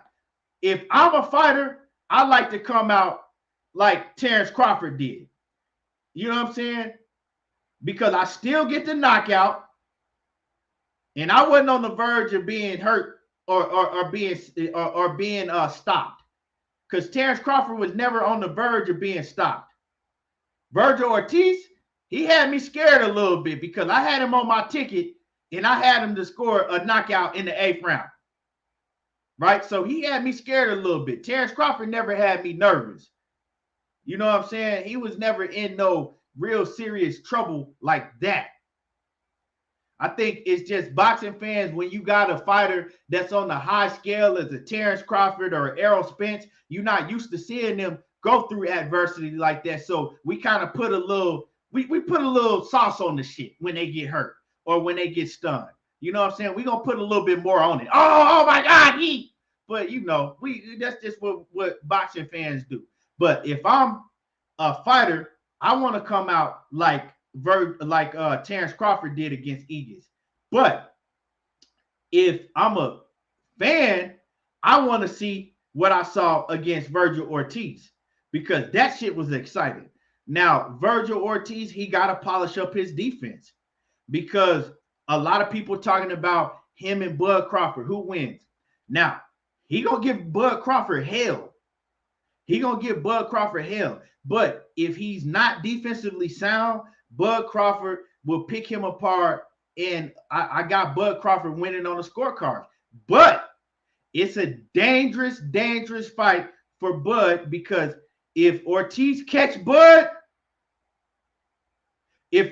hurts Bud and catches him, and Ortiz, he's a vicious body puncher as well as the head. He mixes up his shit. Ortiz he's a very excellent fighter when it comes to offense. Like his offense, man, his offense is something else. But Ortiz can hurt Bud. And if he do hurt Bud, that's a dangerous fight for Bud. But in this fight, if they ever were to fight anytime soon, you know, Bud would have to fight Vergil Ortiz like he fought Victor Postol. He had to fight Vergil Ortiz, you know, basically put on a boxing display because he can't stand there and trade with Vergil Ortiz because, yeah, he can hurt Vergil Ortiz, but Vergil Ortiz can hurt Bud more than anybody that Bud has ever been in the ring with. Because y'all talking about some fucking Gamboa that was down at 135 pounds, 130 pounds, right? Y'all talking about Gamboa. Vergil Ortiz, a whole nother monster when it comes to punching power. Vergil Ortiz, a whole nother monster when it comes to punching power. Because I guarantee you, Terence Crawford has never felt the power of nobody in his whole career, his whole professional career, and got hit by somebody that packed the power to the body or to the head as Vergil Ortiz. So it is a dangerous fight, but skill-wise, Terence Crawford is the better fighter skill-wise. And Terence Crawford, to me, if he fought and used his legs and his boxing skills and his angles, he could pick apart Vergil Ortiz. But it would still be a very entertaining and a very, very dangerous fight for both fighters. Now, if Bud want to stand in the ring and if Bud want to stand in the ring and think that he want to just, you know what I'm saying, let his nuts hang like we've been seeing Bud do ever since, you know, after he fought Victor Postol, ever since he been, you know, at the end stages of his career at 140 pounds, Bud Crawford pretty much stopped using his legs. You know what I'm saying? He want to show that he can stand there and bang with you. If he think he can do that against Vergil Ortiz, then he's going to make that fight a 50-50 fight. Because then he makes it a fight to where he could get knocked out cold or he could knock Vergil Ortiz out cold. But one thing that Vergil Ortiz showed is Vergil Ortiz got a fucking chin. So if Vergil Ortiz can take Terence Crawford's power and keep on coming forward and let him know, look, come on, let's go. Let's go. Terence Crawford, he going to have a long night ahead of him. But right now, I edge out Terence Crawford. Now, Knockout say, Bud better box if he fight Vergil. Yeah, real shit. Better box. And my man, Batman off in the building. Salute to it. Salute, Batman. Batman said it's a 60-40 fight Bud way. Yeah, I got about a 60-40 fight Bud way because Bud can make adjustments and he can choose to like, okay, I'm not going to bang with this young dude. I'm going to go in there and I'm going to pick him apart and I'm going to outbox him. But if he stand in there and want to show the world, look, I'm going to knock him out. I'm going to stand toe-to-toe with him. He ain't got nothing on me. Then he going to make it a very dangerous fight for himself.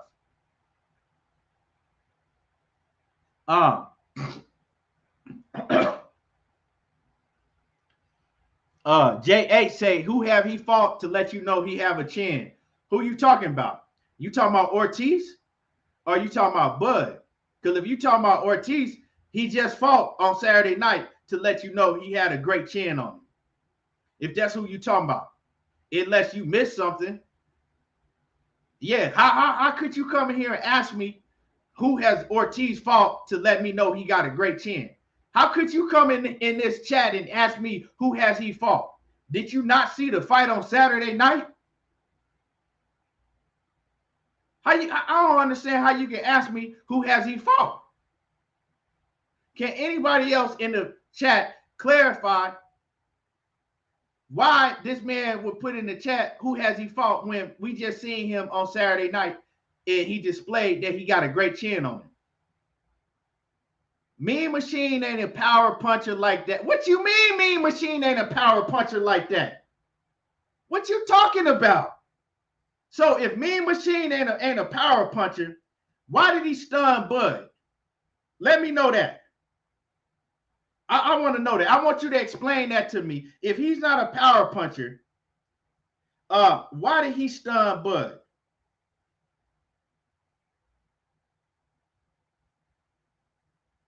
Hold on, y'all.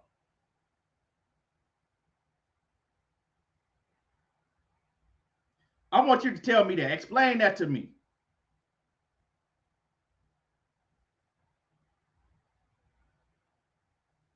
So a man that got 22 fights and that got 18 knockouts and that stunned Bud Crawford, right?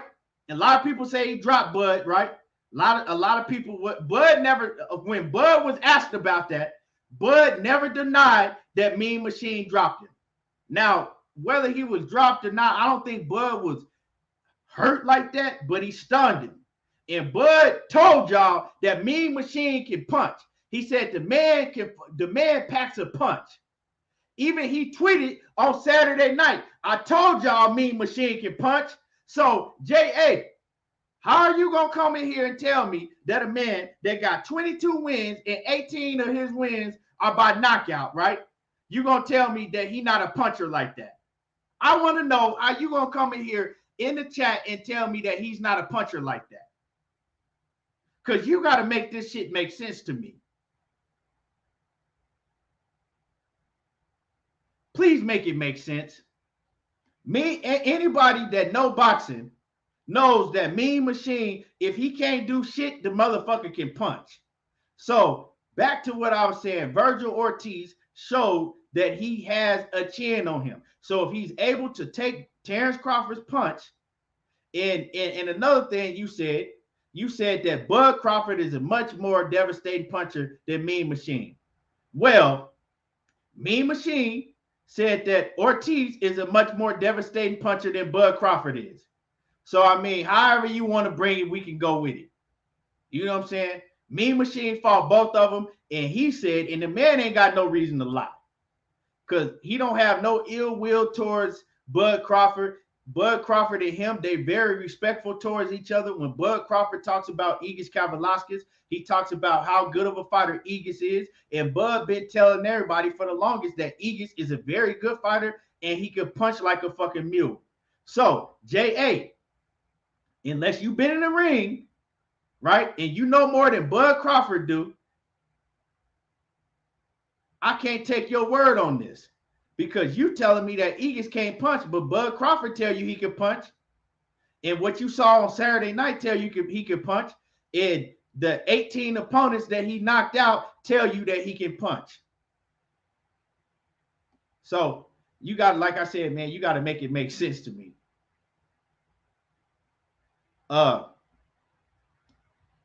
Knockout say, it's funny how Bud fans Mean Machine ain't shit all of a sudden. Yeah, it's funny how the Bud fans Mean Machine ain't shit all of a sudden.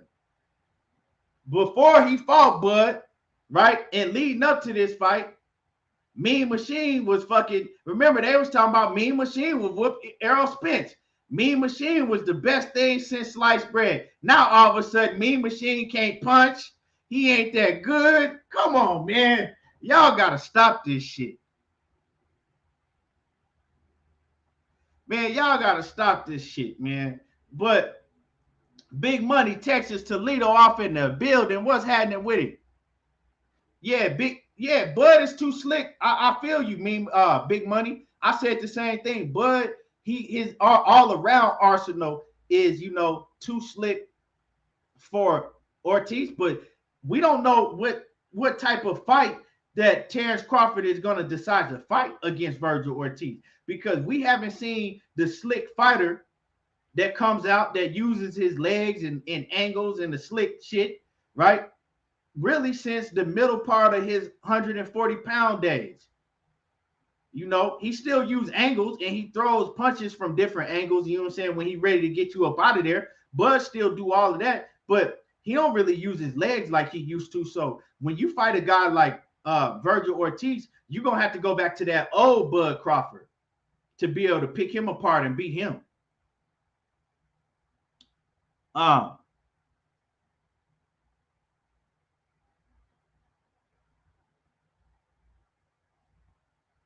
So, J.A., did you just come in the building right now? Because you saying Bud responded the same way, but y'all not giving him credit. Y'all niggas only giving Ortiz credit. Did you miss something, or did you just come in the building? Because if you just came in the building right now, then I understand what you're saying. But if you've been in the building and you had to hear me say that I was the main one that said that I didn't think that Bud Crawford was hurt like that. I said that Bud Crawford was stunned, but he recovered fast. So I don't really take too much in accountability when Bud Crawford got stunned against Egan, because he wasn't really hurt like that to me. You know what I'm saying? He held on for a second, but then he recovered fast. Now, okay, so you just came in. So yeah, I've been said that. He recovered fast.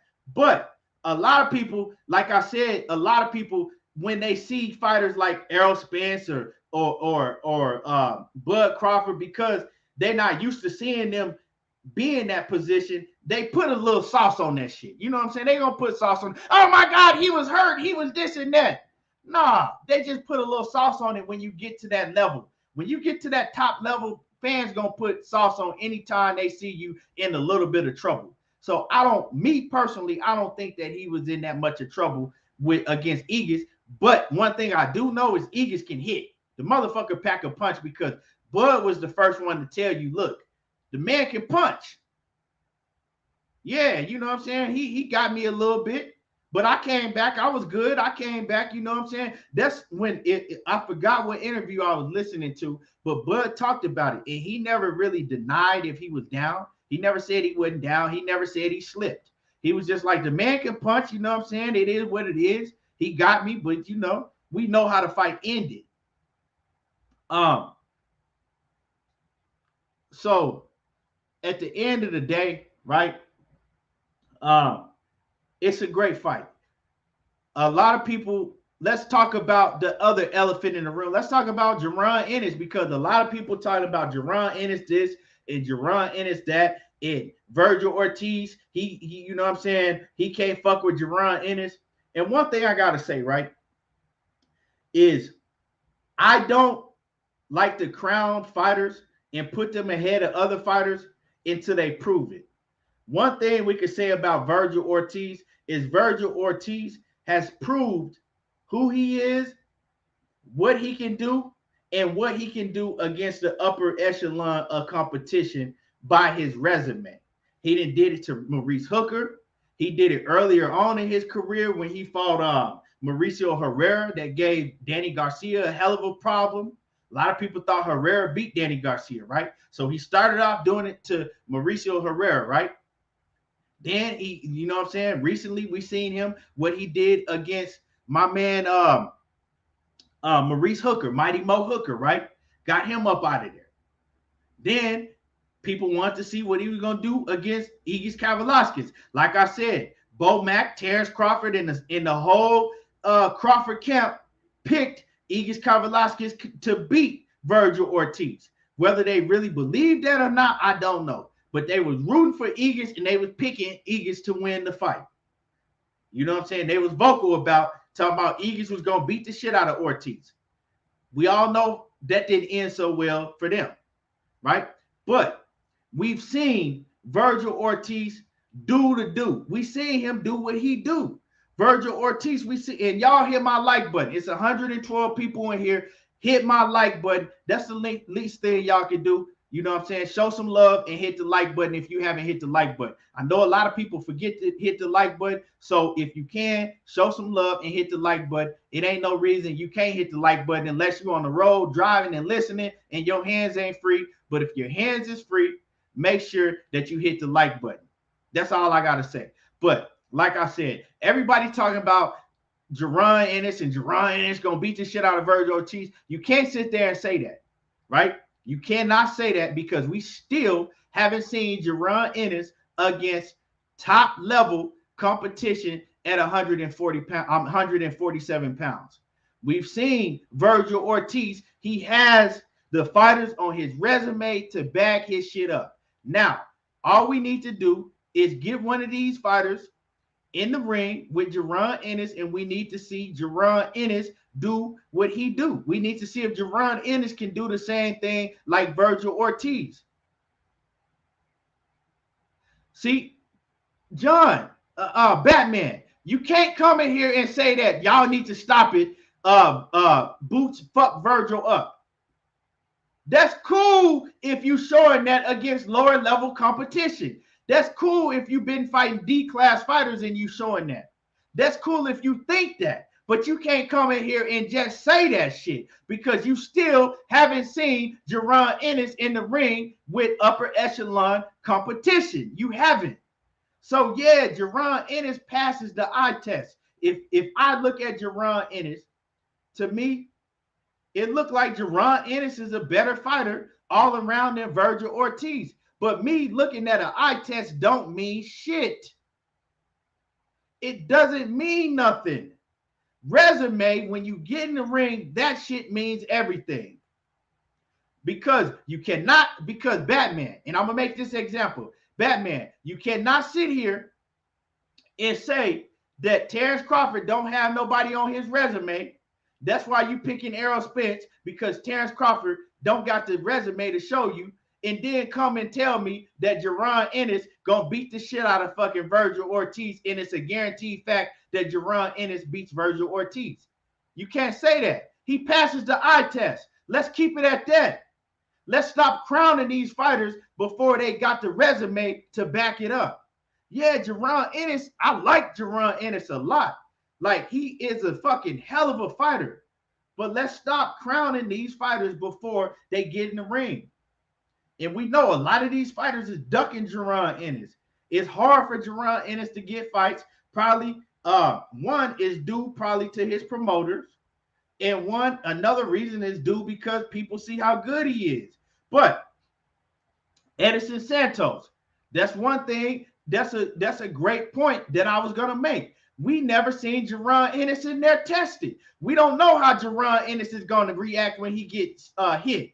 Now, we seen Jaron Ennis take some big shots against what's his name? Against what the heck, man? Little dude, damn, I can't think of his name. What's the man? Somebody put in the chat Jaron Ennis' last opponent. The cat that beat Lipinets. Yeah, Lipinets, Sergey Lipinets. We seen Jaron Ennis take some big overhand rights and shit from Sergey Lipinets, and he took it. But Sergey Lipinets is, hold on. Let me pull up Sergey Lipinets. Let me pull up Sergey Lipinets because I don't want to, you know what I'm saying, just say some shit. Pull up this man box rec. So Sergey Lipinets is 16 wins. At the point in time he fought Jaron Ennis, and he had one loss to Mikey Garcia, right? Jaron Ennis, and that was at 140 pounds. Sergey Lipinets was coming up from 140 to 147, right? He had 16 wins and 12 knockouts. 12 KOs with 16 wins, right? Vergil Ortiz is a natural. We all know Vergil Ortiz is a natural, and he's a big 147 pounder. Vergil Ortiz is 18-0 with 18 knockouts. He done knocked out Maurice Hooker, Mauricio Herrera, and Igis Kavaliauskas, all at 147 pounds. We cannot sit up here and compare that shit to Jaron Ennis knocking out Sergey Lipinets, a guy that came up from 140 pounds, a guy that has 12 knockouts on his resume, to a guy that has 18 fights and 18 knockouts. It ain't the fucking same. So, like I said, you cannot compare what Jaron Ennis is doing right now to what Vergil Ortiz is doing. Vergil Ortiz is doing shit on a much higher scale right at the moment. So let's give Vergil Ortiz his flowers right now, and let's wait and see when Jaron Ennis step in there against somebody that can knock his fucking head off. Let's see if he can take a shot like that. Because we've seen Jaron Ennis get hit. Let's see if he can take a shot. But, like I said, if you ask me, I think Jaron Ennis is a fucking beast. If you ask me, I think Jaron Ennis might be able to beat Vergil Ortiz. But I don't know. What I think don't mean shit. I need to see Jaron Ennis go through adversity, because Vergil Ortiz, what he did, now, what we seen Vergil Ortiz, he didn't pay his dues. You know what I'm saying? He didn't moved up. You know what I'm saying? Now he up there in his rank. He didn't pay his dues. Let's finally get Jaron Ennis in there against somebody that's dangerous, and let's see what Jaron Ennis do. I think Jaron Ennis is I like Jaron Ennis. Jaron Ennis is one of my favorite fighters, straight up and down. Like, Jaron Ennis is special to me. So when I talk about this shit, don't get me wrong, Jaron Ennis is special. I can see it because he's shown it with the eye test. He's shown it with the eye test. But he still got to get in the ring, and he got to do it on the resume before I'm just going to, put him and say, oh, shit, he beats the shit out of Vergil Ortiz. I don't know how that fucking fight go. I don't know how that fight go as of right now, because I still need to see a few things from Jaron Ennis. I need to see Jaron Ennis in there against a top level B+ level fighter, and with somebody that got power, and I need to see how he reacts when he get hit, because Jaron Ennis gets hit. But let's see. I'm not finna sit up here and tell y'all that Vergil Ortiz beats the shit out of Jaron Ennis, and I'm not finna sit up here and tell y'all that Jaron Ennis beats the shit out of Vergil Ortiz. So, like my man Batman, when you come on here talking about some shit like it's just fucking set in stone and it's bound to happen, it's gonna happen, you don't know that. You don't know that. You know what I'm saying? You think that. So say you think, or say that you pick Jaron Ennis to beat Vergil Ortiz. Don't say that, oh, he beats the shit out of Vergil Ortiz, because you don't know that shit. We done seen plenty of fighters, and me and Batman, me and you the same age. We've been watching boxing probably for the same amount of time. We both, Batman. But yeah, and I respect your opinion. I respect your opinion, Batman. But an opinion is different than saying, oh, this is gonna happen, right? So me and Batman probably been watching the same boxing for the same amount of time in our lives, right? With that being said, right, we've seen plenty of guys. We've seen Jaron Ennis come through with skills, with everything that show us that they had the eye test. We've seen it before. And we also seen guys come through like Jaron Ennis that shock us when they step up in level of competition, and we see them in the fucking dirt, licking the canvas, right? Or with their eyes rolled back in the back of their head, and we standing in front of the fucking TV with our mouth wide open, covering our mouth because we can't believe what we just saw, because we seen the eye test. We seen this guy, and we thought this motherfucker was just going to be unstoppable, like he was going to run through, and like everything that we seen from the eye test, and then that shit go down the drain the first time he really could get in there with somebody that's actually can box, that can hit, and that has the eye test as well, right? We've seen that. So let's not act like we ain't seen that shit before. So before we get to crowning these fighters and talking about, oh, what they gonna do, and let's see them in the ring with top level competition. And then we could elaborate more on breaking down the fight. Because Vergil Ortiz, we don't know. I guarantee you, Jaron Ennis ain't never got touched by nobody to the body or the head with the punching power and the strength that Vergil Ortiz has, because he ain't been in the ring with nobody like that yet. So it is what it is. To me, I don't know who wins that fight. As far as skill-wise, right, I like what I see from Jaron Ennis more skill-wise. But one thing I do like from Vergil Ortiz is his punching power and his fucking grit. I like the dog that Vergil Ortiz got in his chin. We know that Vergil Ortiz got a chin. We seen that.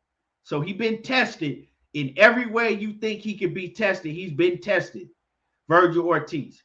Pretty much, not every way, but he's been tested in a lot of the ways that we want to see him tested in. So one thing that you can't teach is you can't teach dog. You can't fucking teach chin. So yeah, that's how I feel about the situation. And I'm looking forward to seeing, Vergil Ortiz down the line more. And I'm looking forward to seeing my man Jerome Boots Ennis, because one thing that we can argue about who we like better, I like both of them. But we could go back and forth all day. But one thing as boxing fans, if boxing get off the bullshit, we got a strong future to look forward to at the 147-pound division, because Vergil Ortiz and Jerron Ennis, that's a bright light in boxing, period. Like, we need to give both of them their flowers, because they gonna give us a lot of great fights in their career. And they might, and both of them might end up doing it better than the top guys that we got at 147 pounds right now. They might end up doing it better. So let's give props to both of them, and let's stop talking about, oh, you know, this guy beat the shit out of it. Let them, you know what I'm saying? Let them keep working. Let's see, because we really don't know. Especially one of them ain't really tested like that yet. But we got to get these. We got to get one of these top fighters in the ring with Jerron Ennis. You know, they got to pay one of these fighters to get in the ring with Jerron Ennis, just so Jerron Ennis can get his chance, like we saw Vergil Ortiz get his chance. Let's see. Because one thing that it lets me know is both of these fighters are dangerous. If you got a man that's 18-0 with 18 knockouts, and Vergil Ortiz is able to get fighters in the ring, and then Jerron Ennis is not able to get fighters in the ring, and Jerron Ennis got pretty much the same knockout ratio that Vergil Ortiz do, but he's not able to get these fighters in the ring. The business of boxing is why. So one thing, because they both dangerous. So if you a fighter that don't want to take no L on your record, and you got both opponents in front of you, well, you're not picking neither one of those guys. But see, this is where the business of boxing comes down to it. And it lets me know that Jerron Ennis, whoever he has backing him, his promoters are not doing their job like they're supposed to, right? His promoters are not paying his opponents enough money to take that risk to get in the ring with him. And Vergil Ortiz, his promoter, which is Golden Boy is paying the money that they have to pay to get these opponents in the ring with Vergil Ortiz. Because don't get it twisted. Ain't nobody fucking just jumping out in front of the traffic waiting to get hit by none of these motherfucking Mack trucks. Ain't nobody jumping out saying, I'm raising my hand. I want to fight Vergil Ortiz, or I want to fight Jerron Ennis. But it all comes down to what your promoters are doing and the money that you're putting up. That's what it comes down to at the end of the day. So, yeah, we need to see Jerron Ennis promoters do their job and do it better and get somebody in the ring and pay these fighters enough money to get in the ring with him. That's just what it is.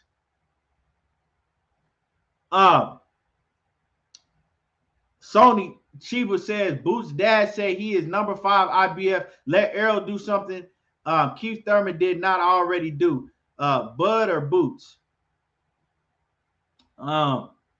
Yeah, man. Boots going to have to, before he get in the ring with Bud, Thurman, or any of them guys, really, and this is just boxing, you know what I'm saying? You're going to have to beat a Jamal James or somebody like that. Or at least a Jose Cito Lopez, or you know, if Ugas don't beat Manny Pacquiao, or Ugas, you know, if Ugas don't beat Manny Pacquiao, you got to beat somebody on you know, that level before any of those other top guys that already have a big name in the sport. They just not gonna give him a chance. We seen what happened with EJ. Like, you know what I'm saying? Sean Porter Sean Porter never wanted to fight. Kell Brook was forced to fight Errol Spence. That's what y'all forget. Kell Brook was forced. Kell Brook didn't want, he did everything he could not to take that fight with EJ, right? He was forced. EJ got a belt, and them dudes still wouldn't fight him.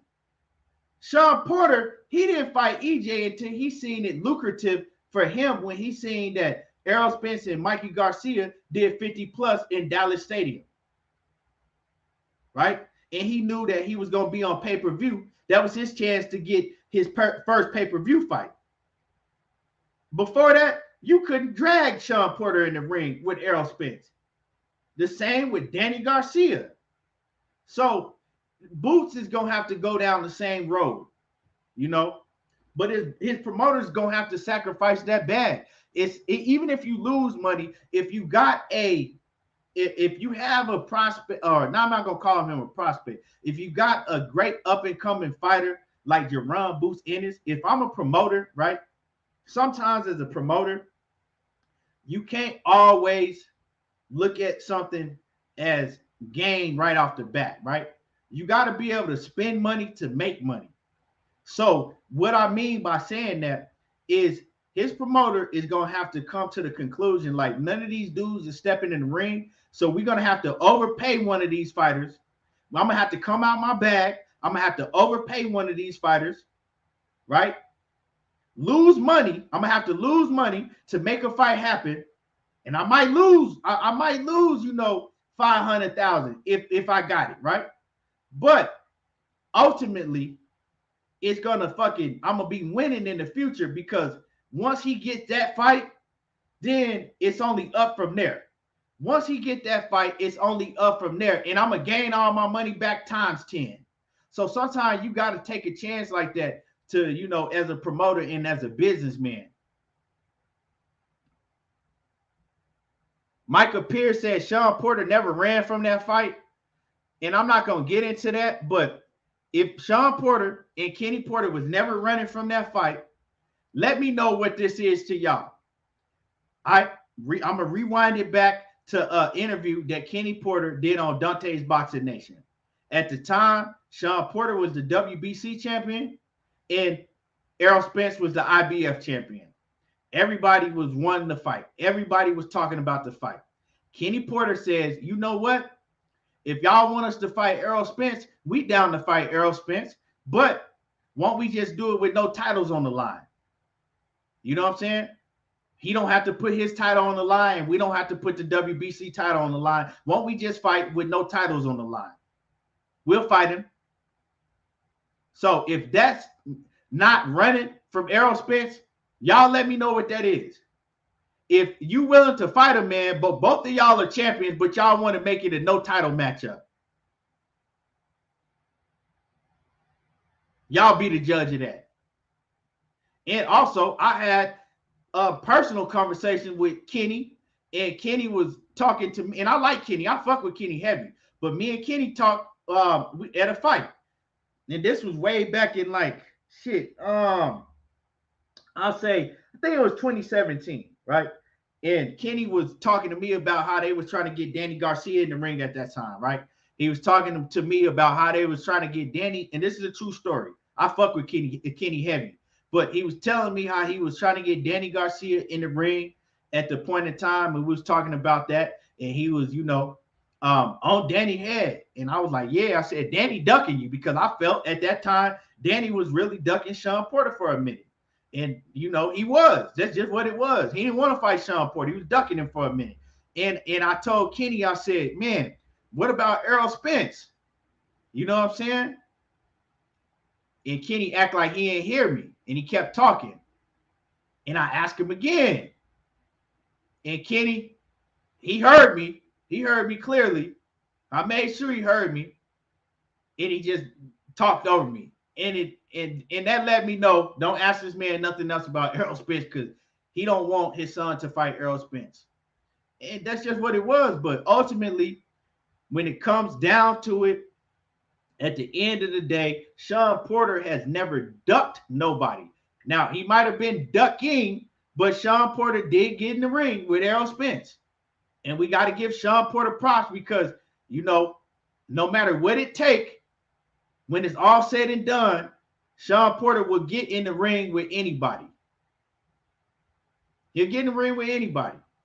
So I love Sean Porter for that. So I would never, ever, out of my mouth, I would never, ever say Sean Porter is a duck. I would never call Sean Porter a duck. But at that point in time, Sean Porter did not want to get in the ring with Errol Spence, but he did what he did. He got in the ring with Errol Spence, and he looked damn good doing it. So, you know, I'm not calling Sean Porter no ducker, never would. Much respect to Sean and Kenny Porter.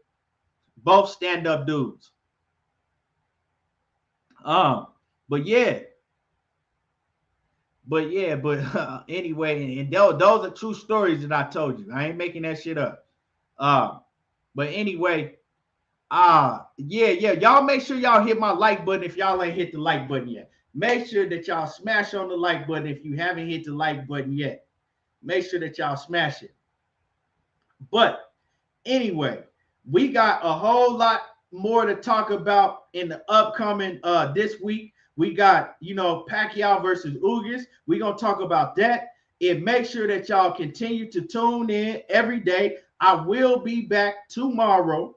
I appreciate everybody for tuning in. Tune in tomorrow. I'll be back anywhere between 12:30 and 1 o'clock tomorrow. Anywhere between 12:30 and 1 o'clock. And that is, that's Mountain Time.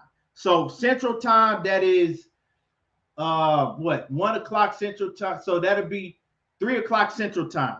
Anywhere between 2:30 and 3 o'clock Central Time, right? So make sure y'all tune in tomorrow. I appreciate everybody that came through and showed love. Smash on that like button, and y'all already know how I do. There you go, talking that boxing again, and I'm gone. Salute Sheena and everybody in the chat. Appreciate everybody. I'm gone.